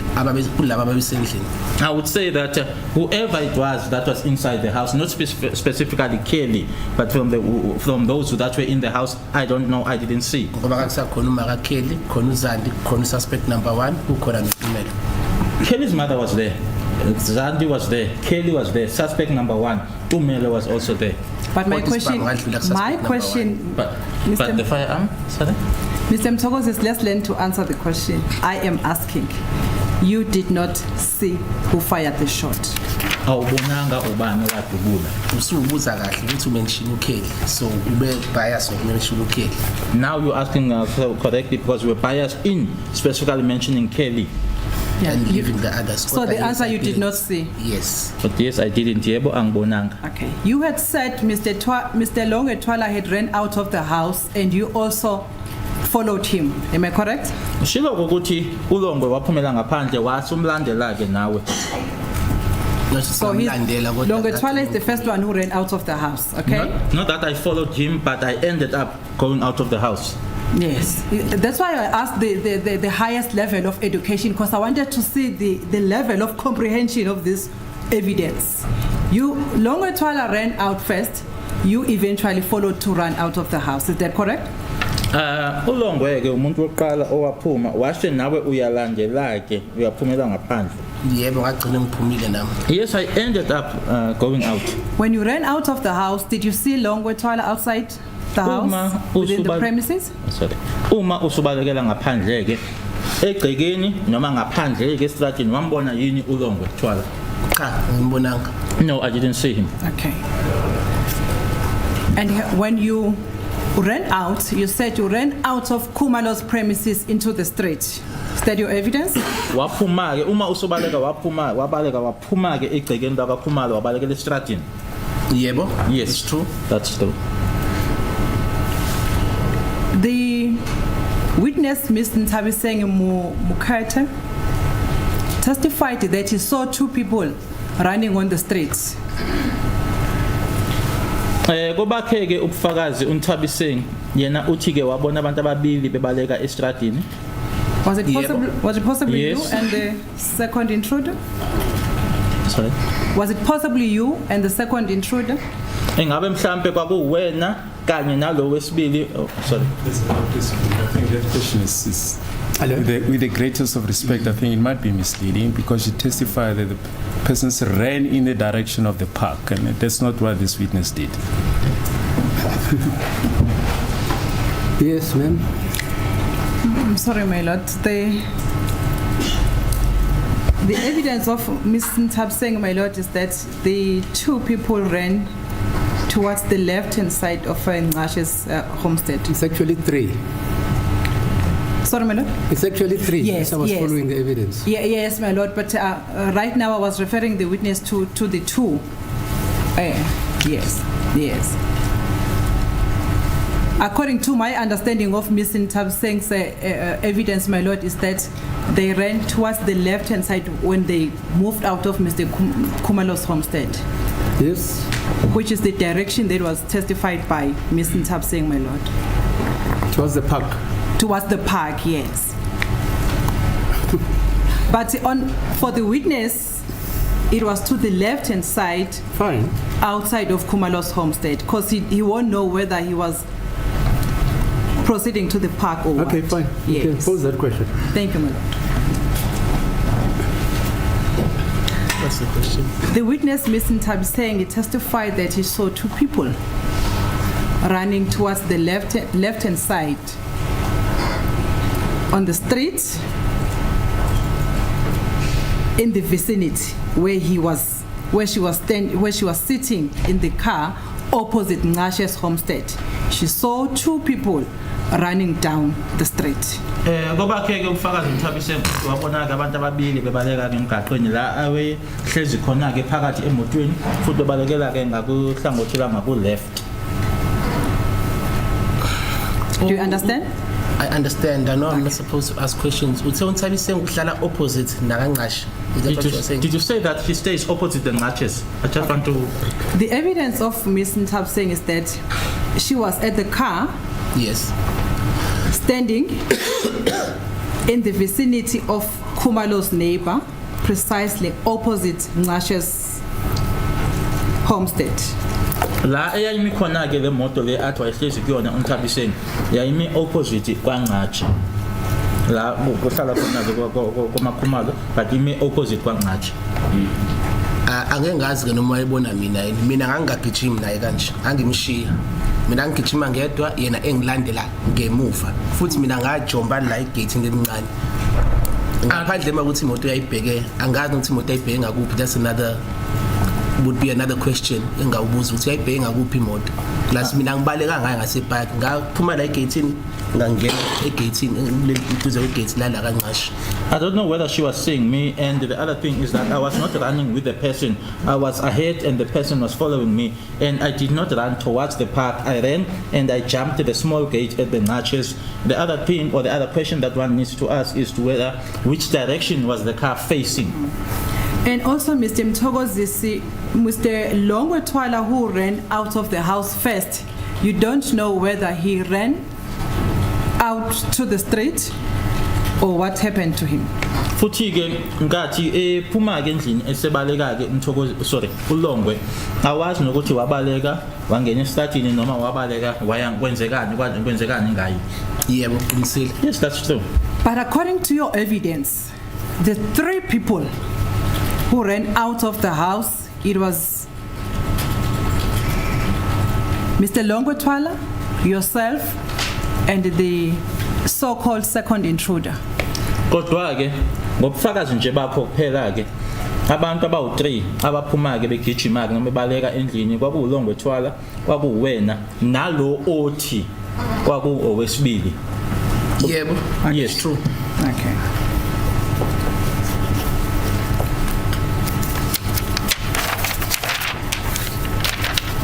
When you ran out now out of Khumalo's homestead, did you see if Longwe Thwala was there on the road?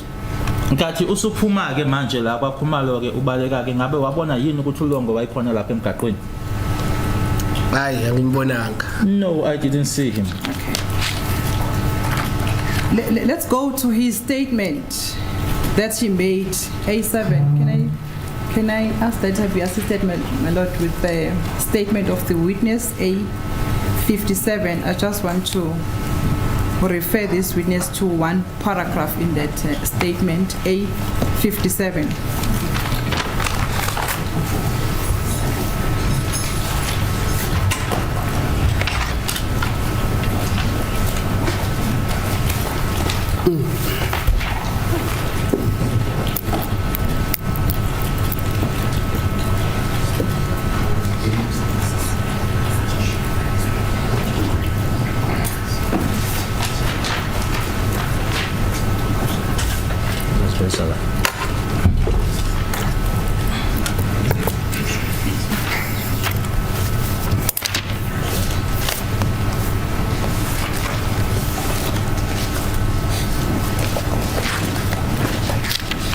I've numbered the statement A57.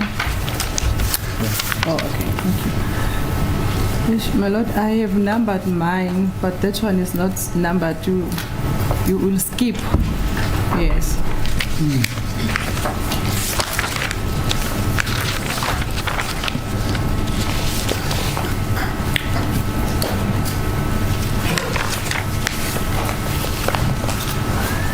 To paragraph 8, which reads as follows, my lord. I ran out of the gate, turned left, looking for the boys. Can you see that one? It's not, go up, it's not here. Oh, sorry. 8.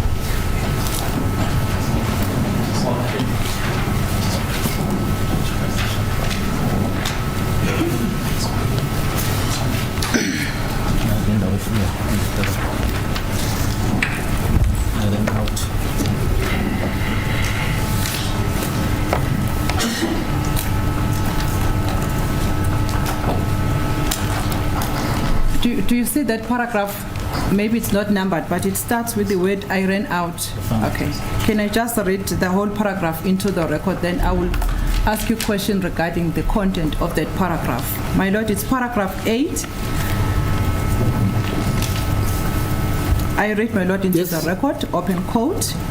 I ran out of the gate, turned left, looking for the boys that used to hang up at the corner. And it is your evidence that you did not see Mr. Thwala inside Khumalo's premises and outside the gate. Ubufakazi bakho ukuthi awuzange umbone ngaphakathi egcekeni nangaphandle kumphuma ngithi uLongwe. Yebo. Yes. Okay. But there was nobody. I then heard a gunshot, 2 loud ones. The third one was not loud. I cannot say it was a gunshot or not. I had my phone with me, but battery was low. After gunshot, I decided to run back to the house. I didn't get back to the house immediately. I was standing on the street for plus or minus 30 seconds. I was confused, not sure whether I must go back or not. I must run. Thereafter, I decided to go back to the house. Ngabaleka ke ngaphuma ngegate ngathena ku left ngibheka ke abafana ababejwayele noma babevamise ukuthi bahlale ke lapho ekhoneni kodwa kwakungenamuntu ngase ngizwa ke uqhuma kwesibhamu amahlandla amabili elesithathu ke ihlandla lalengazange lisho ke bange umsindo ke angeke ngisho ke noma kwaku yisibhamu noma cha ngangine phone yami mina kodwa ke ibhetri yayo yayi low emuva ke ukuthi isibhamu saqhuma ngathatha isinqumo ke sokuthi ngibalekeke ngibuyele endlini angizange ngibuyele ngaleso sikhathi noma ngaleso sikhathi ngema ke ama seconds awu30 ngangididekile ngingazi ke noma ngenaso isiqiniseko sokuthi ngibuyele noma ngibaleke emuva kwalokho ngathatha isinqumo ke sokuthi ngibuyele endlini. Close quote, my lord. Did you understand what I've read to you? Yeah, boss. Yes. Okay. Did you see him, Mr. Thwala, standing on the street? Wambone Mr. Nje bese ngishilo ukuthi ngikhumbule ngimbona. As I've already said that I don't remember seeing him. And Longo says, I decided to go back to the house. Yena ke la uthi wanquma ke ukuthi abuyele endlini. It is your evidence that you can't recall if he came back or not. Ubufakazi bakho ke ukuthi awukhumbuli ukuthi wabuyela noma cha. Yebo, kuyibona bami. That is my evidence.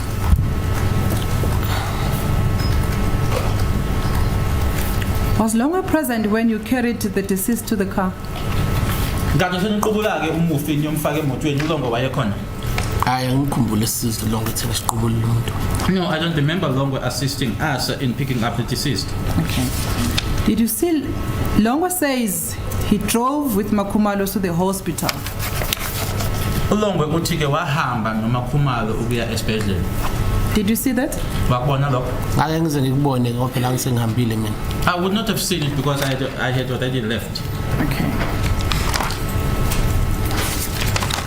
Let's now move on to back into the house.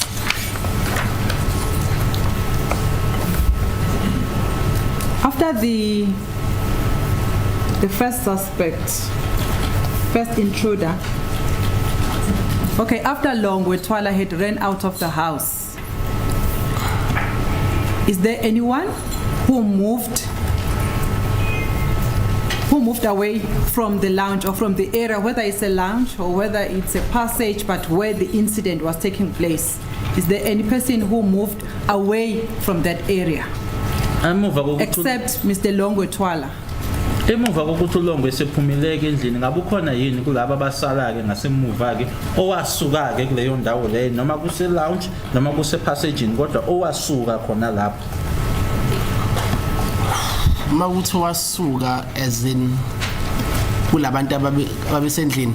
Yes. Referring to the people that were in the house. Yes. Umuntu engamkhumbula wayemile uKheli ngamkhumbula ukuthi yena wabaleka ngiyacabanga ukuthi wabaleka wangena kulesicapha but kulabo ababese dining ngoba uKheli wayemile not far from a passage ukuthi just next to it uyena lapho umuntu engasi ukuthi owabaleka lapho but thina la ngaphakathi akekho wasuka.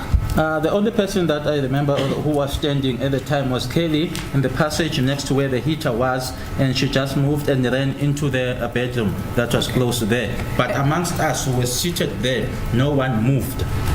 Okay, and that happened before the shot was fired? First shot was fired? Yes. Okay. Kelly has ran away into the bedroom, whichever bedroom, and then all of you remained there. Yes,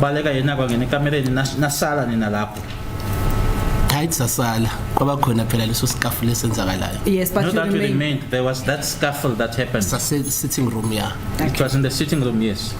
Up until the first gunshot was fired? No. Yes. Kwaba khona iscuffle esaya ekitchen isibhamu sokuqala saqhuma ekitchen. Yes. There was a scuffle that led to the kitchen. I would say dining. Yes. The first shot went off in the kitchen, not in the dining room. You were all there Nani lapho nonke except for Kelly, ngaphandle who koKelly had ran out into the bedroom. owabalekele ekamereni. Ngingasho ukuthi except for uLongwe.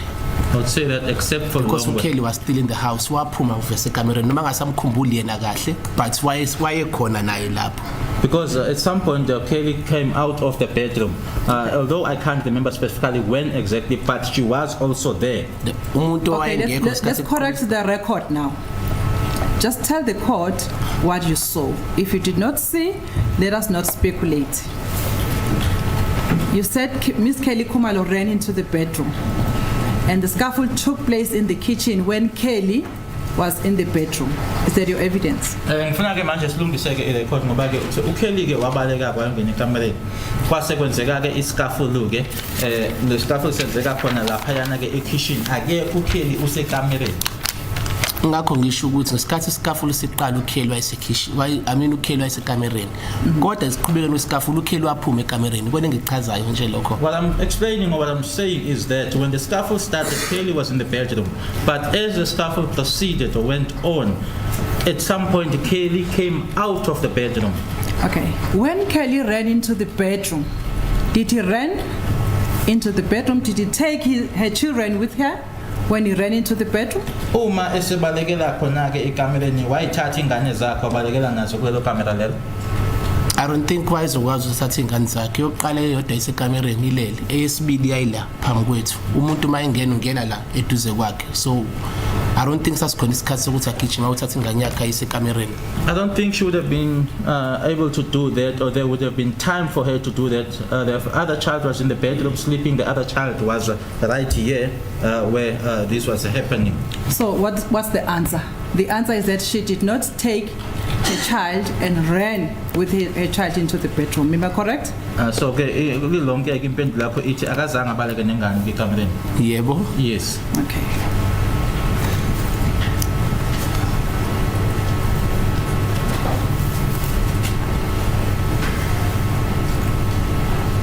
Can you proceed, my lord? Yeah. Oh, thank you. Now, the shot is being fired wherever you were in the house. After the shot, was fired, is there anyone who ran out of the house after that? After the first shot was fired. Emuva kokuthi ke sesiqhumileke isibhamu kokuqala ke ukhona yini ke owabaleka kwaphuma endlini emuva kokuthi sesiqhumile kokuqala? Yebo khona. Yes, there is. Who? Or there was. Ubani? Imini. It's me. Okay. Is there anyone other than you who ran away from the place, the scene wherein, I think you said the scaffold was at the kitchen by that time, whether it was at the kitchen or at the passage, other than you, before leaving the room, did you see anyone running away from that spot? So which one of the two spots? The kitchen or the passage?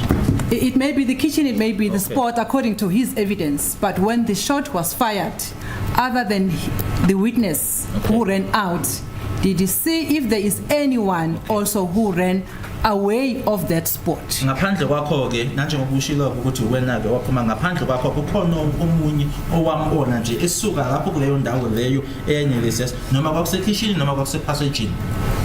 Angazi noma ngizothi running away noma following me kodwa number 2 lo muntu.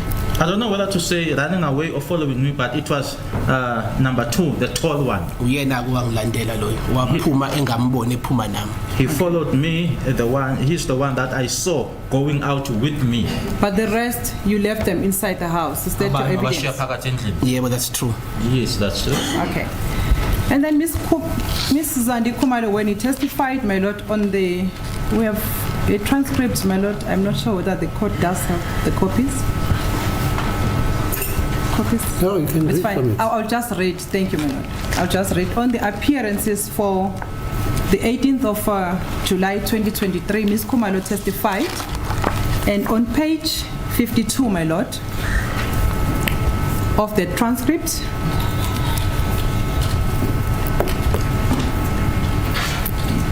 Ms. Khumalo, my lord, on line number 19, he testified and said, when I heard that hitting the floor, it so happened that Tumelo also had it, so that we had the same thing. I ran into the bathroom and he ran into the bedroom. Close quote, my lord. Lana ke akufundayo ke iloko ubufakazi bakhe ke uzandi Khumalo bange 18 July ngobona ke lonyaka ku page 52 ku line 19 la athi khona ke wathi umekuzwa ke lokho kushaya phansi ke kwathi ke kanti noTumelo ukuzwile ukuthi bezwe into eyodwa noma bezwa into eyodwa wase yena ke izandla lebaleke ngene ebathroom yena kuTumelo wabaleka ngena kwelinye ikamera. Did you see them running into, specifically I'm referring to Miss Zandile Khumalo who had testified. Did you see her running into the bathroom? Ngabe wambona yini uZandile balekele bathroom? After the first shot was fired. Emuva ukuthi saphuma ukuqala isibhamu. Ngicanga ngizange ngimbone mina ngabaleka ngaphuma so I didn't see her because I also ran out. Angangakubona wangaphambi kwami emehlami. I could only see that was in front of me. In front of my eyes. And also, it is the evidence of Ms. Zandi Khumalo that 3 shots were fired inside the house. And you testified that only 2 that were fired. Which one is correct? Ubufakazi bukazandileke ukuthi yena ke wasizwa isibhamu qhuma kade amahlandla amathathu. Wena ke kuba kubufakazi uthi saqhuma kabili isibhamu yipi ke ekuyona. Mina engakuzwe ngizwile lokho kuzwe uZandi nayo kuzwe uZandi. I heard what was heard by uZandi, that is what she heard. Okay, I understand why you could hear differently and why you could observe differently. Let's go back to the time when you went to the tavern and bought alcohol. You remember that time? Before the incident?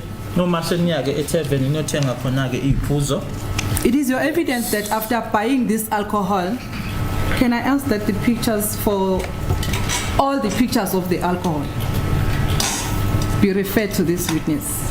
I think it's 114 up to 121 or 120 if I'm not mistaken. Mr. Sibanda.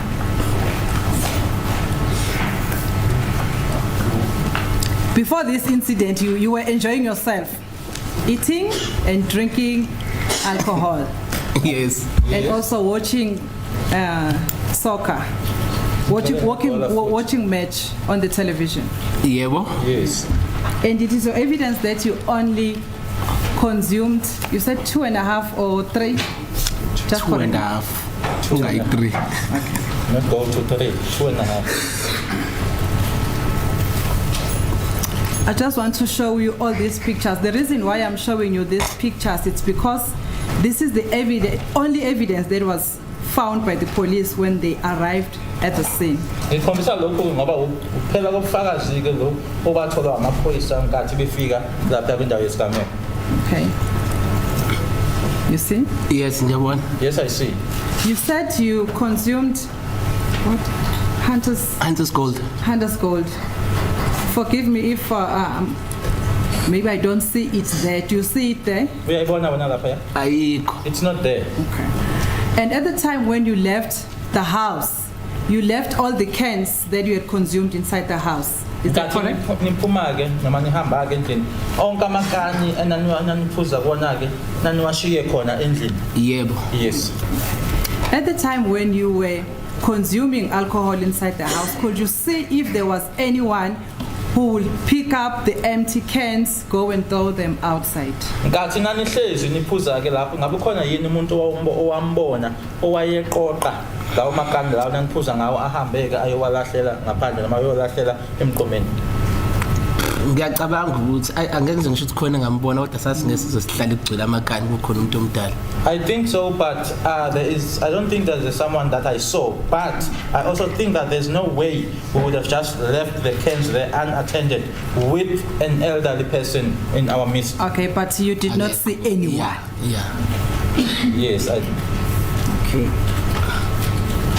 When you left to the hospital, you left the house with all the cans that you have been consuming. It is your evidence that all of you, or some of you, you'll correct me, you were consuming alcohol. So it means the cans would have more than what is depicted in picture number 114 of Exhibit D. Yes. If you look at those pictures as they go down, this is the only evidence. There is no Hunter's Gold. ukuthi uma ukuthi ke ngenze iphutha kuzongilungisaphi kunaniphuza nonke noma babekhona babengaphuzi ke kodwa ke ukuthi asibona ilana ke ubona ilona ubufakazi obukhona ke ayikho iHunters Gold kulamakani esiwabonayo la kulokho okubhekela yebo babheka emgqomeni mhlawumbe ngoba umention umgqomo wena babheka mhlawumbe wena emgqomeni efridgini ngoba isefridgini phakathi akufanele balivule nefridge phela from what we see here, yes, but did they go and look at the dustbin? You mentioned the dustbin. Was the fridge open to also see whether because the alcohol was there in the fridge? But according to the police, this is the only thing they found at the scene after you had left when they attended the crimes. Amaphoyisa wona ke athi ikona phela ke lokho awakuthola ke khona ke indawo yesigameko emuva kokuthi nihambile. All right, ngiyakuzwa. All right, I hear you. And it does not show the cans that you consumed. La wena wawaphuza ke asiwaboni. Alikhe lam. Mine is not here. And it does not the show red one. And it does not show the cans consumed by other people. Namanye ayephuzwa abanye abantu futhi asiwaboni. Nawa nje. Here they are. Two of them. Other than the two. Oh. Yeah, ngiyacabanga ngoba bawuthiwa bephuza ilento encane bawuthiwa bephuza again. Yes, I think so because two were drinking the smaller can, the other two were drinking, or then two were drinking Heineken. Okay, so you agree with me? Yes. Okay, correct. Now, the first suspect comes in the house after you had taken alcohol. Correct? Manje ke sengena woqala ke umsolo emuva kokuthi niphuze utshwala. Kasiphuza yebo. Yes, we were drinking. And when you were asked in this court to describe, okay, sorry my lord, can I just rephrase? It is your evidence that the alleged first intruder was wearing a hat and had a dreads. Correct me if I'm not correct? Ubufakazi bakho ukuthi lo woqala ke lo othi owoqala owangena wayegqoka isigqoko futhi enama dreads. Yebo. Yes. But when you testified here in court, you couldn't describe the type of the hat that was worn by the alleged first intruder. Kodwa correct? uma usunikeza ngobufakazi la enkantolo ke okay. That is not the witness still demonstrated. Yeah, that's not the evidence. You see, you say I'm giving evidence. You are not looking at the witness.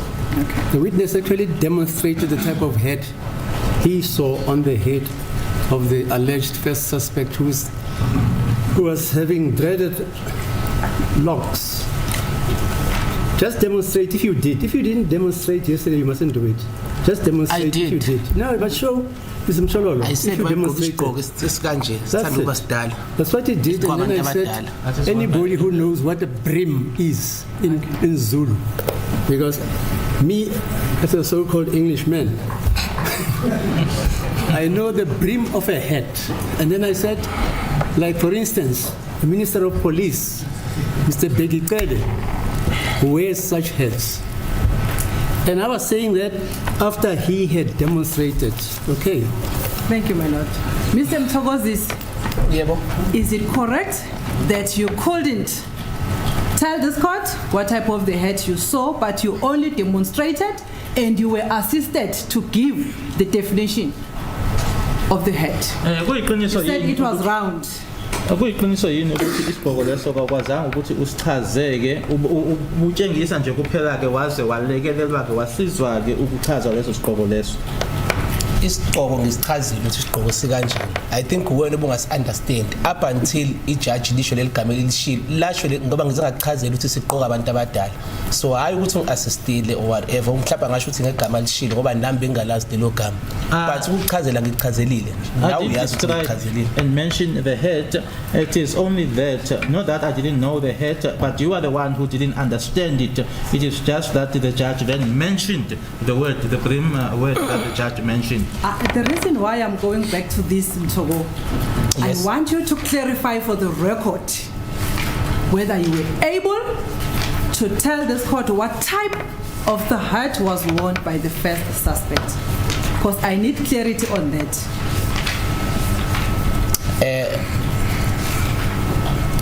Ngifuna ke uqhaqela nje imbangela ukuthi ngibuyele kulokho because ngifuna lokhu kuchazeke kuzwakaleke kuzokwazi nake ukuthi kuqaqa ngikuzweke. Ngiyacabanga ukuthi ngichazelile ukuthi isiqhoko ngichazelile ukuthi isiqhoko esikanjani igama ebengalazi laso kodwa ngichazelile ukuze uzoba neunderstanding yokuthi isiqhoko eshinjani. So angazi ke ukuthi angizange ngize ngichaze uqonda ukuthini ngoba ngichazelile ngaze nga describe isiqhoko ukuthi isiqhoko esikanjani. I did mention the hat. It is just that the name that I couldn't get to, and I described it, but it's just a name that I couldn't get to. So I don't know how you want me to describe it.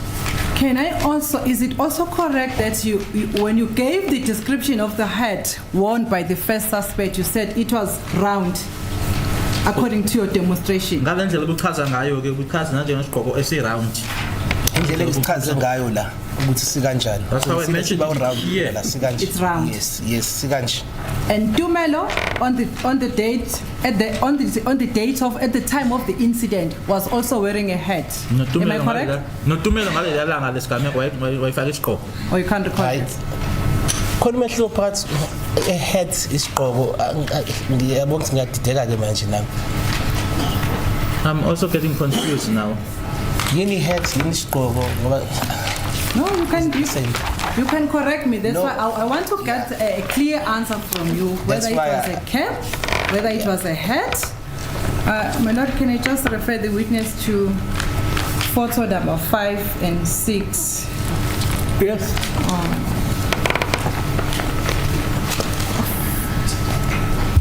Of the photo album of Sergeant Mosia. Exhibit C, my lord. Exhibit C, okay. I can see we are having difficulties in describing the head. Let's go to those pictures. Because by round, if you say it was round, all the heads are round. There's no head that is four corner. This is the head also, you see. This is covered. Yes. Am I correct if I say it is also round? No, so say round. Obviously so around so ngena kanjani ekhanda. Obviously it would be round. How did then put into the head? You mean there are no four-cornered men on the head? So I'm trying to define, to understand the definition that you gave when you say it was round. Can I point it out to you? Yes. Because it's right here, so that you'll understand much more clearly. Sorry.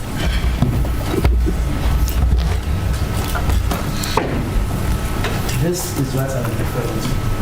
This is round. Okay. Njengoba describing it. As I described. This is what I'm referring to. Not referring to this one, I'm referring to this part. This is the round part. Okay. And that is the brim. I don't know what it is in Zulu or Shangaan, but in English, it's the brim of a hat. Of a hand. Yes. Thank you, my lord. So the one you saw was like this. This was Yes. one. Yes. Okay. Was it this one? Sorry. It might be this one. Kungenzeka ukuthi yilesi. Ukuthi sibheke phansi. It's just that it's facing down. Okay.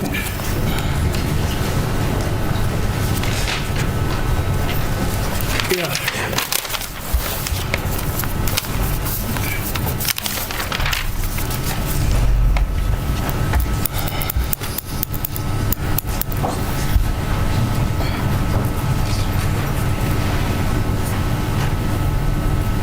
Sorry, my lord. Maybe just bear with me. I'm just going through my questions.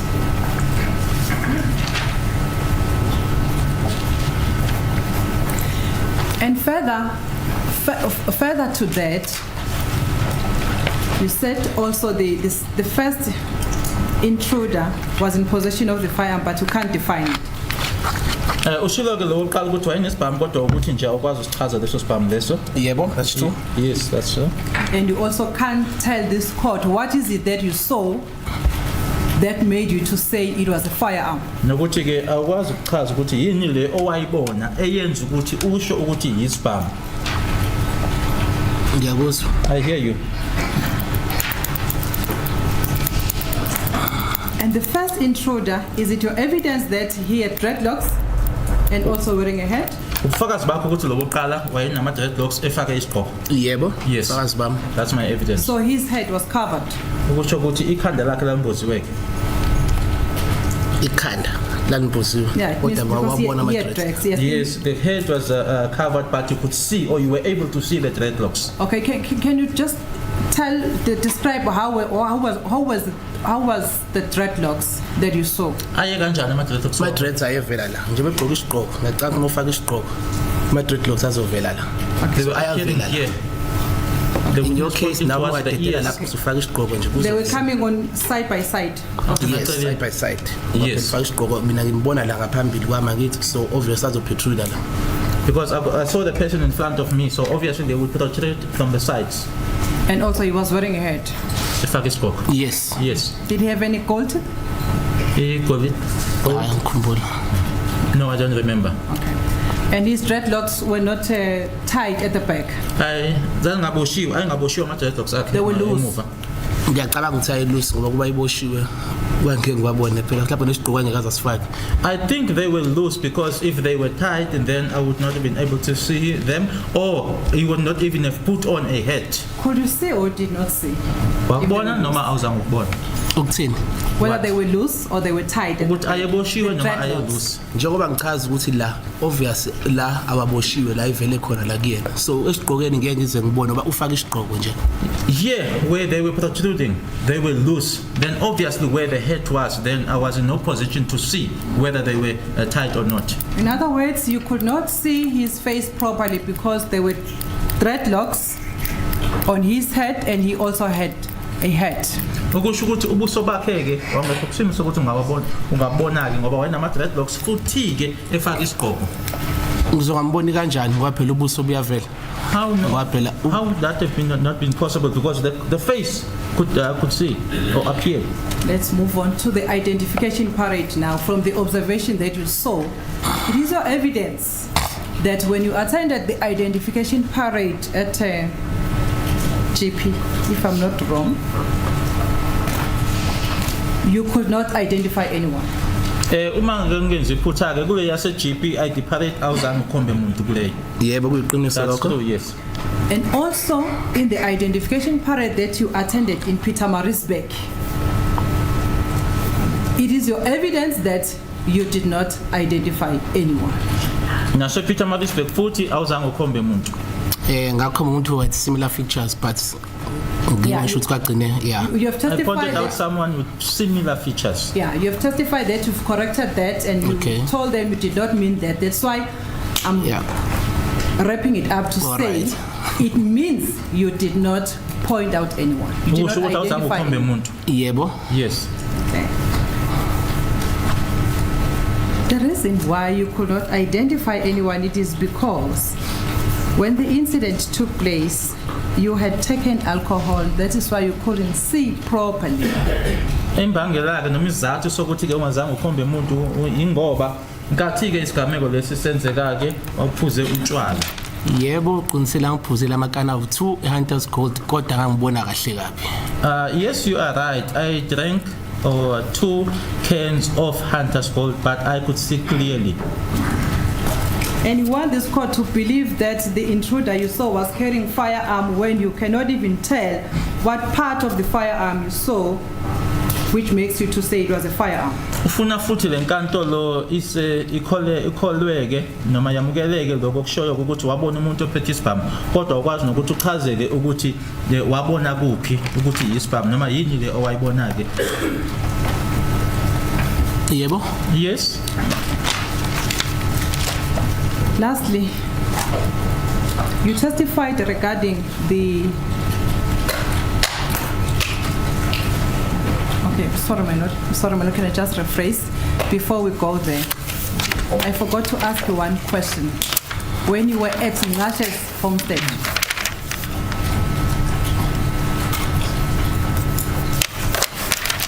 what caused you to run back or to jump back into the house where there was danger? Angithi ubukwanqathi yini ke manje ekubangela ukuthi ubuyele la kunengozi khona kulomuzi onengozi khona. If it is true that you had left someone with a firearm, you have left an intruder with a firearm inside the house who was attacking the people. Uma kuwukuthi ngempela washiya lapha kunomuntu owayephethe isibhamu futhi ehlasela abantu. Ngiyacabanga ukuthi busingibuzele lo mbuzo kodwa ngizophinde ngiphendule futhi. I think you've answered me that question, but I will answer you again. Thank you. Into yangenza ukuthi ngibuyele ngaphakathi endlini it's because ngangisengizwile ama screams kwaphuma uMakakheli ngase sibuza uMakakheli ukuthi uphi lo muntu wesibhamu wasathi akekho uphumula abaleka. That was when ngangena ngaphakathi endlini. Angizange ngize ngivele nje ngigijime ngiyongena ngaphakathi endlini. I had heard the screams. I saw Kelly's mother. I inquired from Kelly's mother. She indeed confirmed that the person had gone out. And I then went back. I would not have just like that gone back to the house. Okay. At what stage would that person have gone out of the house? You testified that you ran out of the house and then jumped into Ngashe's. Ngashe is next to the Khumalo homestead. Yes. And when you did that, you did not see any person moving out of Khumalo's homestead. Am I correct? Manje ke lo muntu lo wakwenza nini ke ukuthi aphumeke ngoba angithi wena ungene kwaNqatshe futhi ke kwaNqatshe umakhelwane ke isondelene lemizi futhi nawe ke akunamuntu owambona ephuma so isiphi lesikade wahamba ngaso noma waphuma ngaso. Angazi nami siphi isikhathi aphuma ngaso but egcineni shuje nabaphuma mina ngibuyela ngaphakathi wayengasekho yena endlini. I don't know at which time, but which means that eventually the person left because when I went back to the house, he wasn't there. Okay. But at the time when you jumped into Ngashe's homestead, did you lose sight of the Khumalo's homestead? Ngalesikhathi ujampela kwaNqatshe. Ingaba sikhona yini isikhathi la khona ke ubungaboni noma ungawuboni umuzi lo wakwaKhumalo noma ungaboni la kwaKhumalo. Nkathi ungena kwaNqatshe. Phela ke isikhathi ngingena kaNqatshe nami ngangena ngithukile ngisaba kona lokho kwakusekwenzekile nje bakangena abantu ngaphakathi endlini. So hayi ukuthi ngangihleli ngibuka ekitchen. Okay. When I went into the Nqatshes, I went in there shocked, scared by that had just happened. Not that when I went into the Nqatshes, I kept on concentrating or looking into the kitchen. No. Okay. But in a nutshell, at the time when you ran into Ngashe's homestead, up to the time when you ran back into Khumalo's homestead, you did not see any person moving out of Ngashe's homestead with a firearm. Sorry, my lord, not Ngashe's, Khumalo's homestead with a firearm. Kodwa ke kona konke lokho. Sukela ngale nkathi ungena kwaNqatshe. uze kube lesikhathi futhi ubuyela khona-ke kwakhumalo awubonanga muntu ephuma endlini owayephethe isibhamu. Yebo, ngicathi ngiphendulile lokho ukuthi angikubonanga isigebengu isiphumo esasiphethe isibhamu. Yes, I think I answered that. I did not see the criminal that had the firearm And going we are out. also confused as to at what stage did this person who carried the firearm moved out of the house, because you did not see him. Nalapho kudidekile ukuthi lo muntu waphuma nini ngoba uzange umbone. Cha, ngididekile. I'm not confused. Yeah, because you Angikho did not confused. see him. Ngoba Did you see uzange him? umbone. You can say I did not see him, but hayi ukuthi ngi-confused. Angikho confused. I'm not confused. You can say that I didn't see the person, but not that I'm confused. Okay, no, it's fine. Let's move on.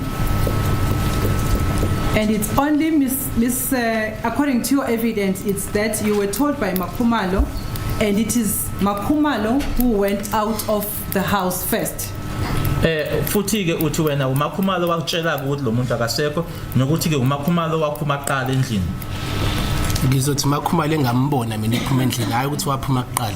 I would say Makhumalo is the person I saw coming out of the house, not that she was the first one to come out.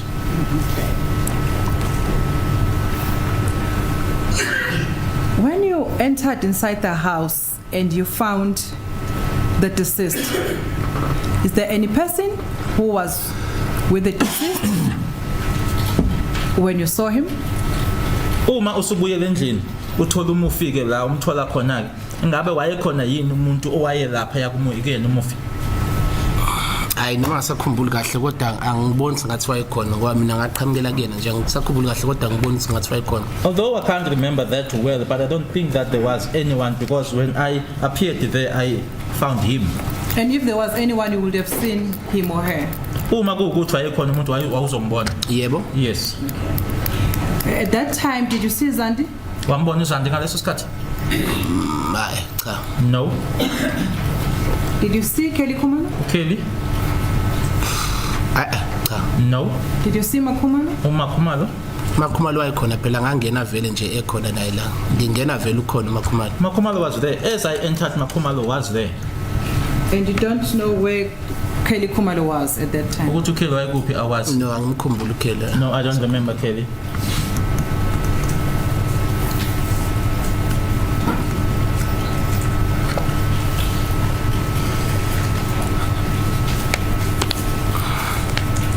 Thank you, my lord. I've got no further questions. Thanks. Any re-examinations? As a good please, my lord. Oh, I'm sorry, my lord. I just left one. Just one, my lord. I'm sorry.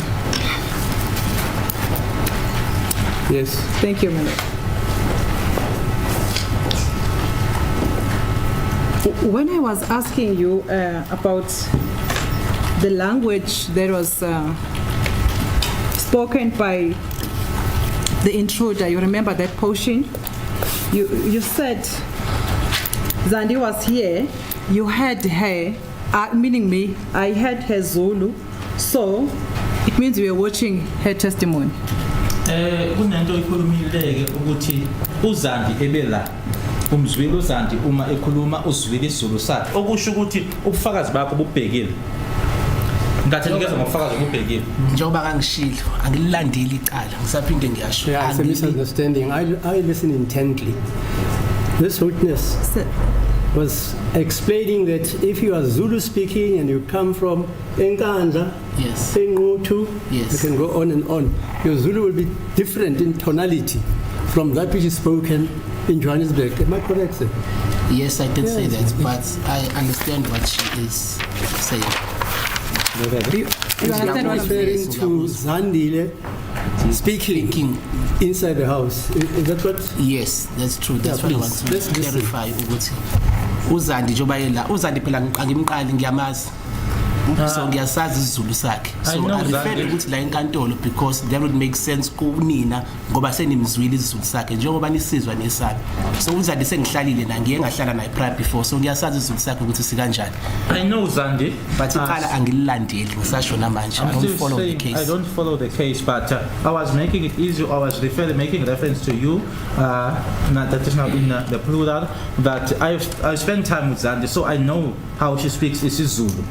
Thank you, my So lord. that I've is what got I no meant. further questions. Yes, any re-examination? As a good please, my lord. In cross-examination by Advocate Mshololo for accused number 5, you mentioned that after identifying the deceased at the Journalism Pathology Services, you proceeded to Malbatten, where Kelly Khumalo was with the brother of the deceased. Is that correct? Ushilo ke uba ubuzwa ke uyena ke uadvocate Mshololo ukuthi nathi mase niqedile ke eJemiston nahamba ke kanye nawo umfowabo kaSenzo naye eMalbatten. Yebo. Yes, that's true. And you say Ms. Kelly Khumalo then handed the deceased identity document to the brother of the deceased. Ushilo ke nokuthi wase endlulisela ke umazisi wakhe ke umufi kuyena ubhuti wakhe. Yebo kuyiqiniso. That's correct. Do you remember the date on the Tuesday? Wasikhumbula leyo Tuesday ukuthi date 18. Yebo. Yes. Ngikhumbula. Yes. Umhla 28 October 2014. 28 October 2014. And do you perhaps remember more or less what time that was when she handed the identity document? Engakusho ukuthi mhlawumbe kwakuyisemini.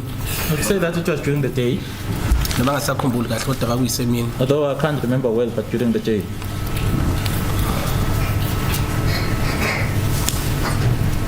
In cross-examination by Mr. Ramosepele for accused number 1 and 2, he put it to that Ms. Zandile Khumalo testified that you stop over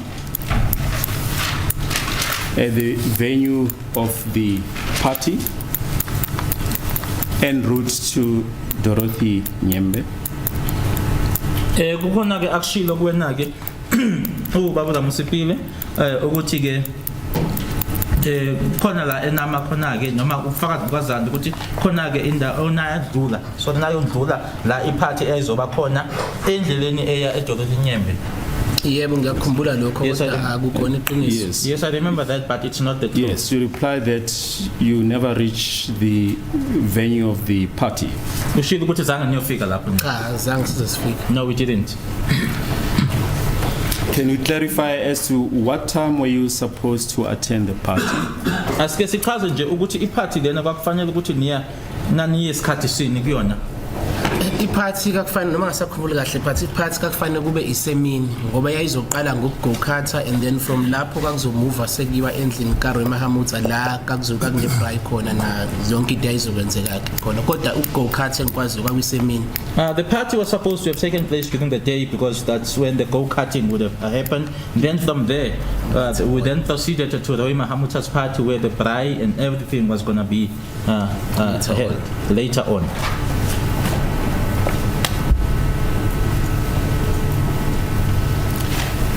But the party that you're referring to that would have taken place during the day is different from the party that was supposed to take place at Roy Mahamutsa's place.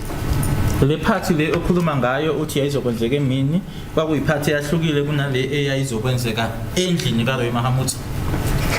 Mhlambe ngiyibeke ngendlela ezo understandeka ukuthi kakuyiphathi eyodwa kodwa ukuthi yayine sequence ukuthi kuzogokhatha from ugokhatha wake beqedile mhlawumbe mase kuyalandelwana ukuthi nami phela ngiyazi iplan yayithini but ngokufunda kwami ukuthi kakuzoqeda ugokhatha wami mase kuyalandelwana ke sekuyiwa endlini kaRoy Mahamutsa abantu bazoqala beyoshintsha mase kuyiwa endlini kaRoy Mahamutsa angazi kahle but ngikwazi ukuthi kakuzoqala ngokugokhatha from ugokhatha kakuzomuvelwa endlini kaRoy Mahamutsa. It was going to start with the go-karting, and then from there, it's just that I don't know what the plan was.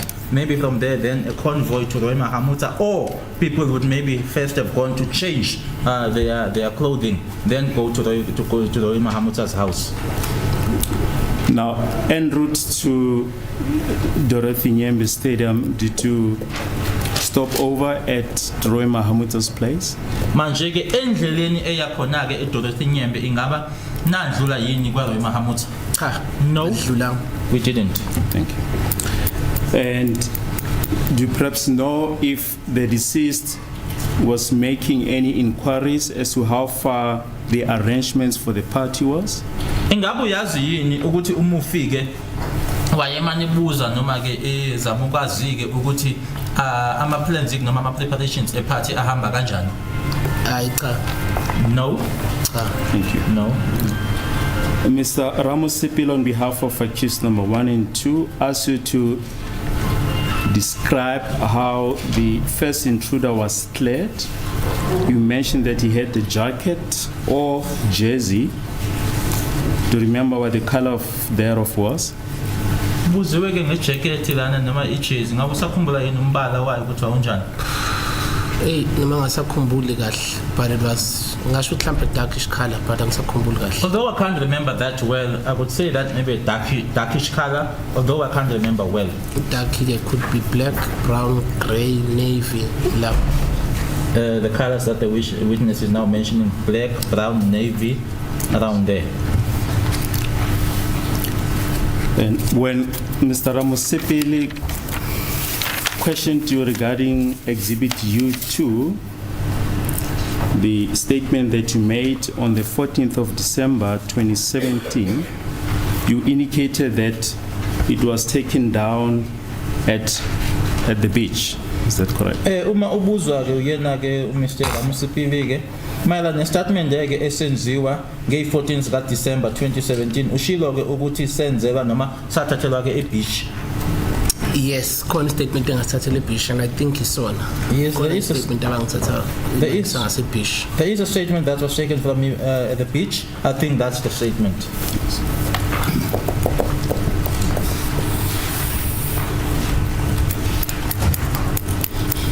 And can you just describe the circumstances? Was it in open air, in a restaurant, or where was your statement taken down?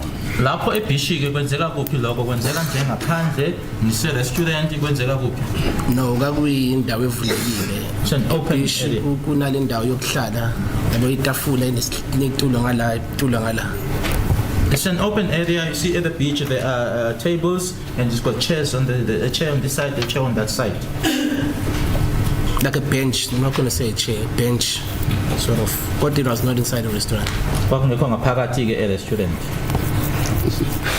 And can you maybe describe the circumstances? Was it calm? Was it noisy? Kwakuyindawo nje, kwakunomsindo noma kwakuyindawo nje kwakuthula la. Beach angiboni ngathula. I don't see a beach as being calm. Yes. But what were the But I circumstances? can't remember well. Yeah, but sasingaphandle nje. Yebo sasingaphandle kunolwandle nje, not far from la sasikhona. We were outside and there was a beach not far from where we were. And you say there was a misunderstanding between you and the statement taker regarding, amongst others,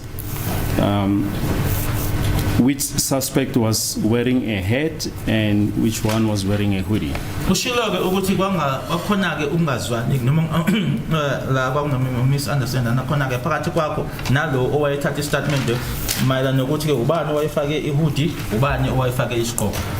Yebo kuyiqiniso lokho. Yes, that's true. And you say the version that you gave in court is what happened. Uthi wena lokho okukhuluma enkantolo yiloko kwenzeka. Yebo ngisho njalo. Yes, that's what I'm saying.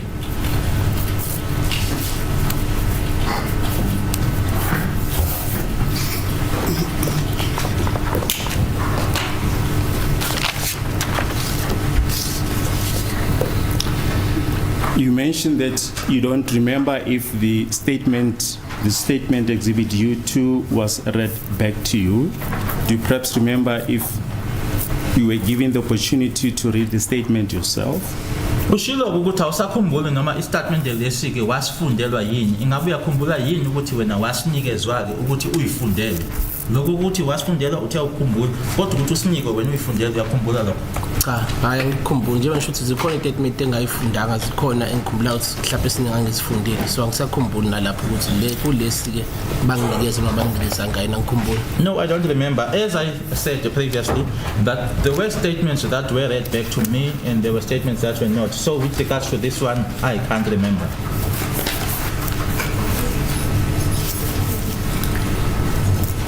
In the introductory part of Exhibit U2, the investigating officer says that the purpose of the statement was to clarify certain issues raised by the investigating officer. ekuqaleni laphayana ke uma ngaphambi kokuthi iqale ukuthi ibhale istatement uyasho ke laphayana umseshi ke noma umphenyi wecala ukuthi ke ukuzama ke ukuthi ke kuchazwe ke noma kulungiswe ke izinto ezithize yena ke umphenyi wecala ebezingacacile kuyena. Yebo. Yes. Now, what was the process of making the statement? Did he ask you questions and you were responding to the questions, or were you narrating? Ngabe bekwakwenzeka kanjani ke wayekubuza imibuzo ubuso uyaphendula ke wena noma wavele wathi nje khuluma? Kuzoba nzima nalapho ukuthi ngikhumbule kahle kodwa engikhumbulayo ukuthi naye ngathi wayengibuza naye imibuzo. It's going to be difficult to remember there as well, but I think he was also asking me questions.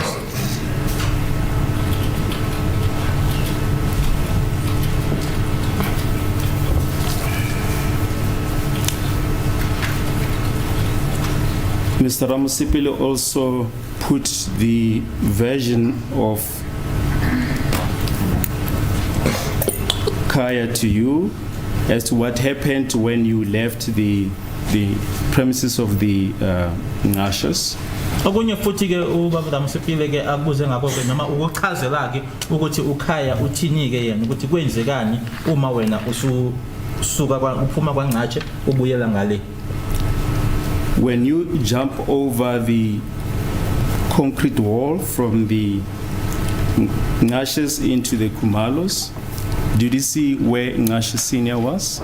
Ngathi ke wena usujomba ke usuka kwaNgqatshe ujompela khona ke kwaPhumalo ingabe wabona yini ukuthi ubaba hayi indodana ubaba uNgqatshe wayekuphi? Ngathi ngamshiya egcekeni la kwakhe. I think I left him on his premises. And Kaya? Ukhaya yena? Ukhaya ngimkhumbula ngoba endlini ngesikhathi ngilokhu nje ngisiza uSenzo wayekhona na eceleni kwami wayesekhona eceleni kwami so I remember Kaya in this way. I remember Kaya that when I picked up Senzo that Kaya was next to me assisting me, but I jumped before him. I was the first one to jump and then he followed. But did you see him jumping over? No, I can't remember where. Sorry, change the part of the name. Yes. I think maybe I jumped with him. Yes. But yeah, but if you say you think, what is the position? Sure, Mama, sure. The witness had already said I can't. Yes. Yes, but as the court, please, my lord, we're just asking the witness to clarify. Are you able to say whether Kaya Ngashe jumped over the concrete wall just after you, or what is the position? I think indeed I jumped with him.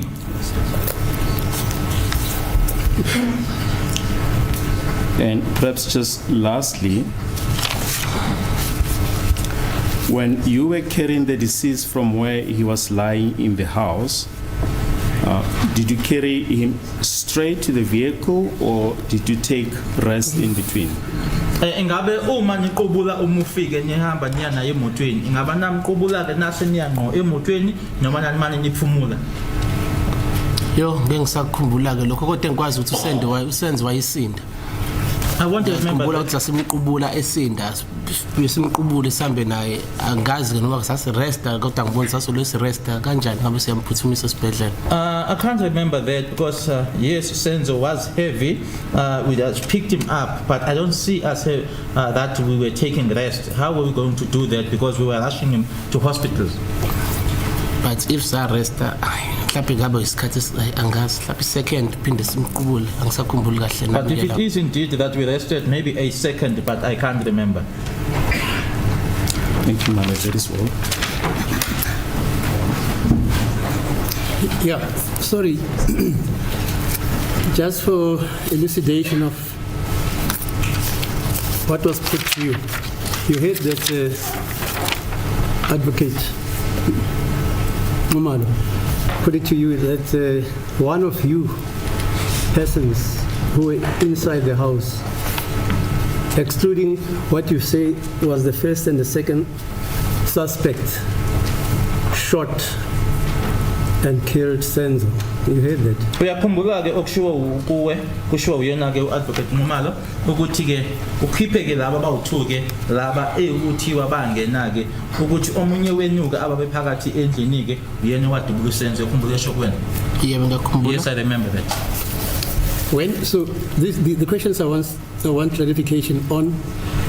Did you ever meet Longwe, for instance? Let's start with who was in the house. It was Tumelo at the time of the incident. Tumelo, Longwe, Makumalo, Kelly, Zandile, yourself.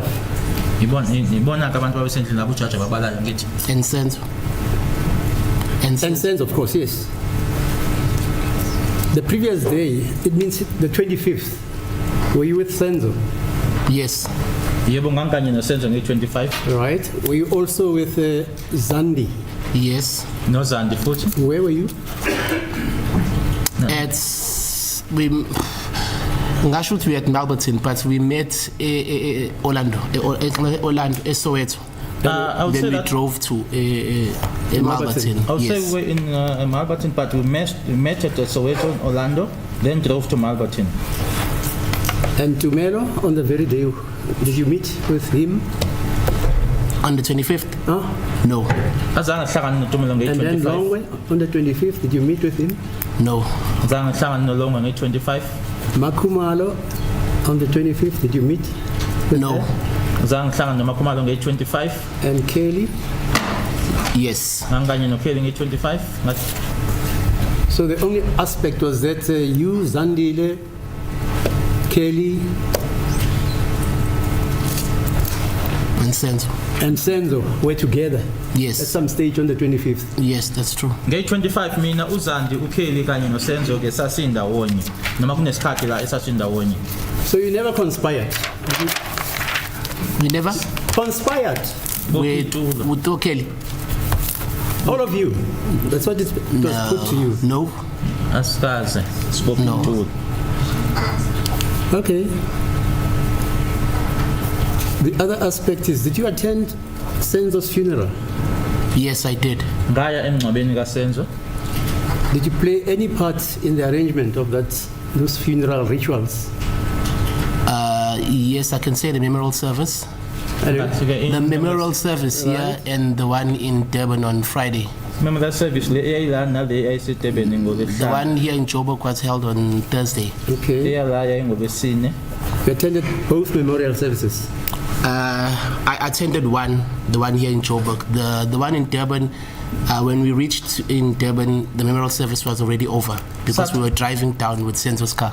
Sathi uma sesifika ke eDurban kube biseDurban ngosuku olandelayo ngolesihlanu safika ke isindlulile ngoba sasi driver ke khona ngayo imoto kaSenzo.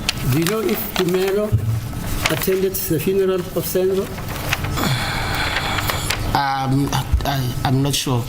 But I heard he did, but I mean, I don't recall seeing him, but I heard he did attend. I'm not sure. Ngezwa ukuthi uTumelo wayekhona emngcwabeni kodwa ke mina ke angizange ngimbone. And Longwe, do you know if he attended the funeral? I wouldn't know how long ago. Ngeke ngazi ke ngolongo ukuthi waya emngcwabeni. And Kelly, did you know if she attended the funeral? Kelly was banned from attending the funeral. Wayenqatshelwa nje wavinjwa yena kuKelly ukuthi angayi. And Zandile, did she attend the funeral? No, she didn't. I don't think she- noZandile akazange aye naye futhi. Okay. Any questions arising? Man from the state side.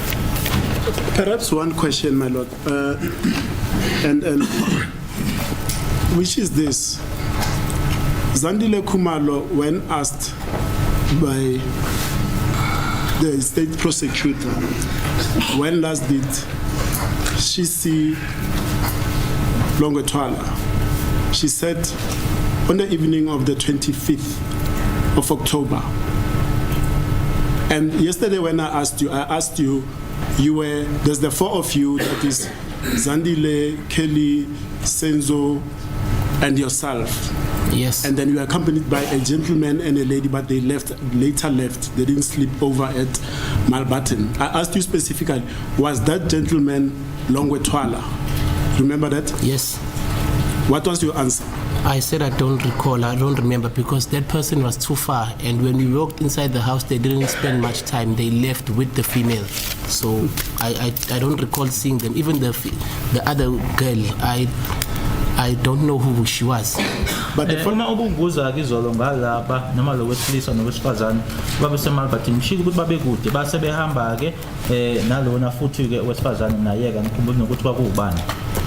But that male person, if it was Longwe and you saw him the following day on the 26th when he came at the Kumalo household, your memory will be jogged that this is indeed the gentleman that I saw last night, correct? Uma kwakuwukuthi lo muntu angithi uLongwe wafika ke nge26 lapha amakhumalo manje uma usumbona ke nge26 ke umqondo wakho ubuzobuya ukuthi lo muntu yilo bengimbonile ngayizolo.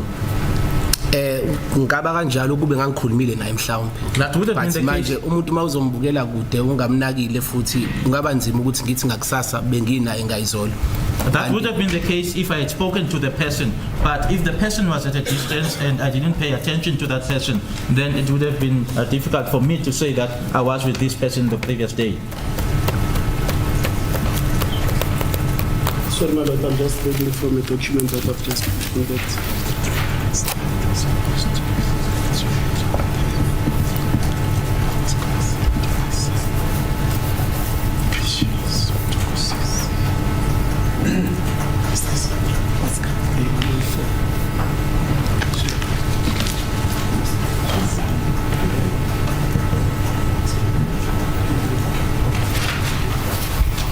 My lord, I don't have any further questions. Nisi? Thank you, my lord. I just have one question. I'm going to be direct. The other side is direct. So on my lord, I'm referring the witness to Exhibit P3, the statement of Zandile Kumar. Okay.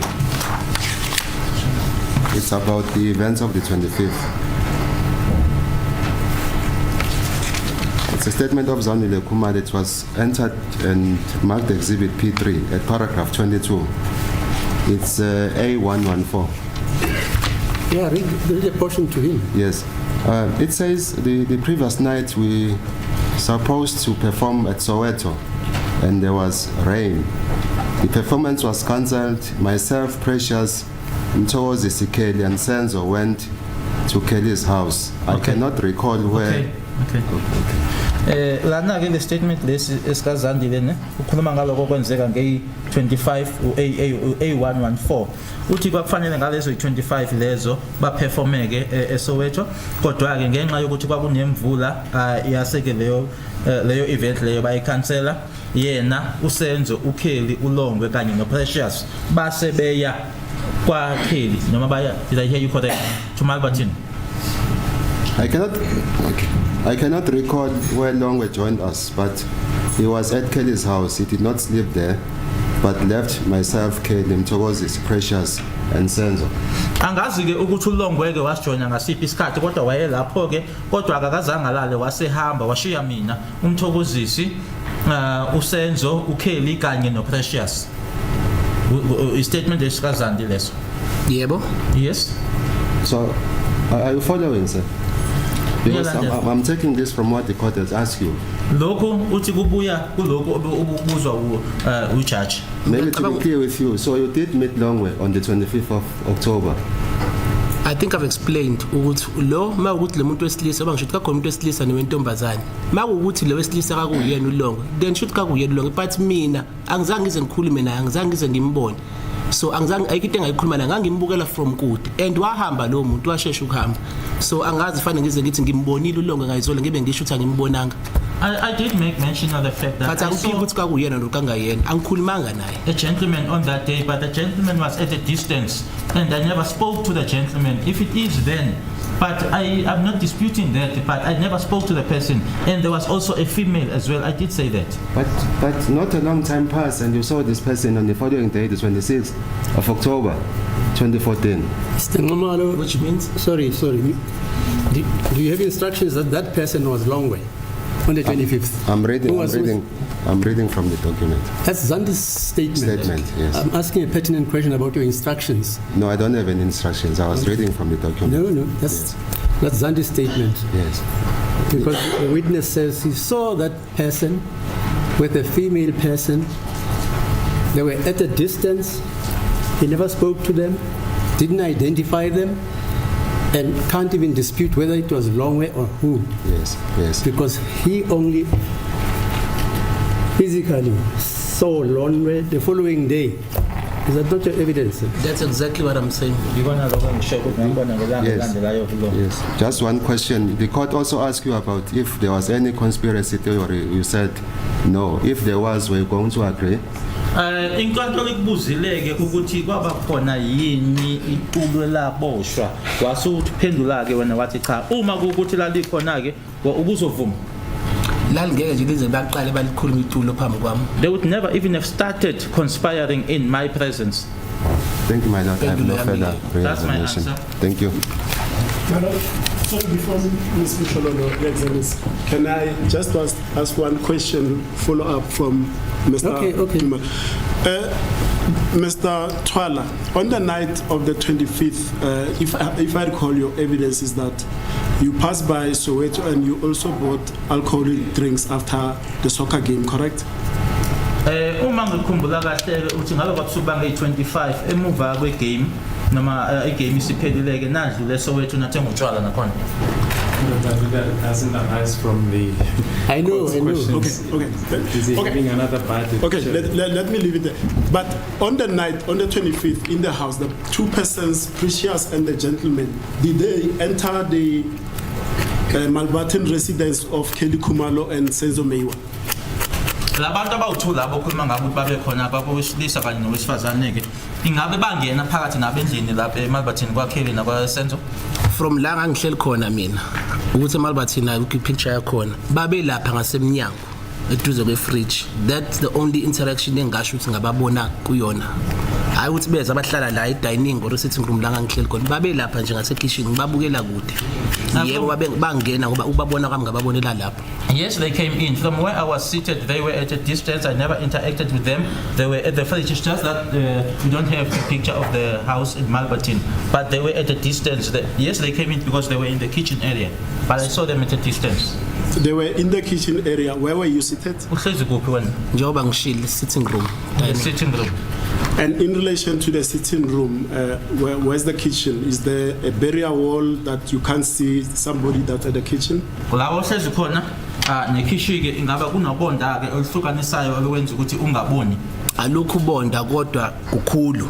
Kukhulu nje kakhulu futhi ikhishi lile kude. There's no barrier wall. Akhawuchale kude.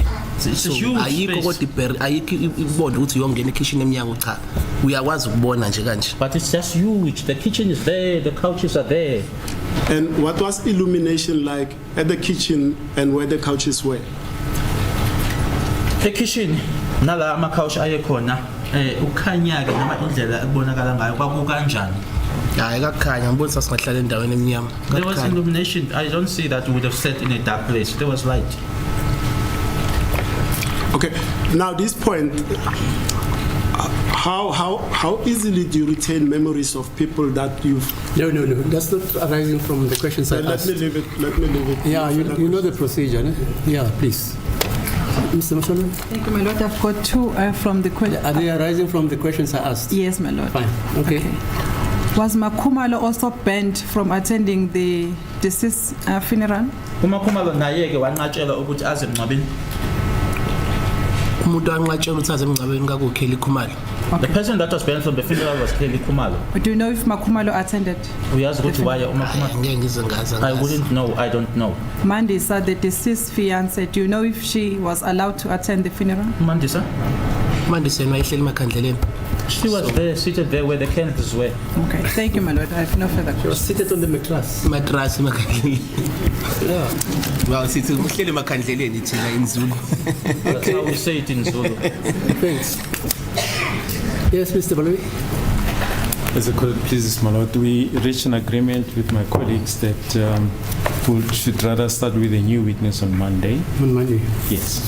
Maybe then adjourn until Monday. Okay then. It's Monday then. Important agenda.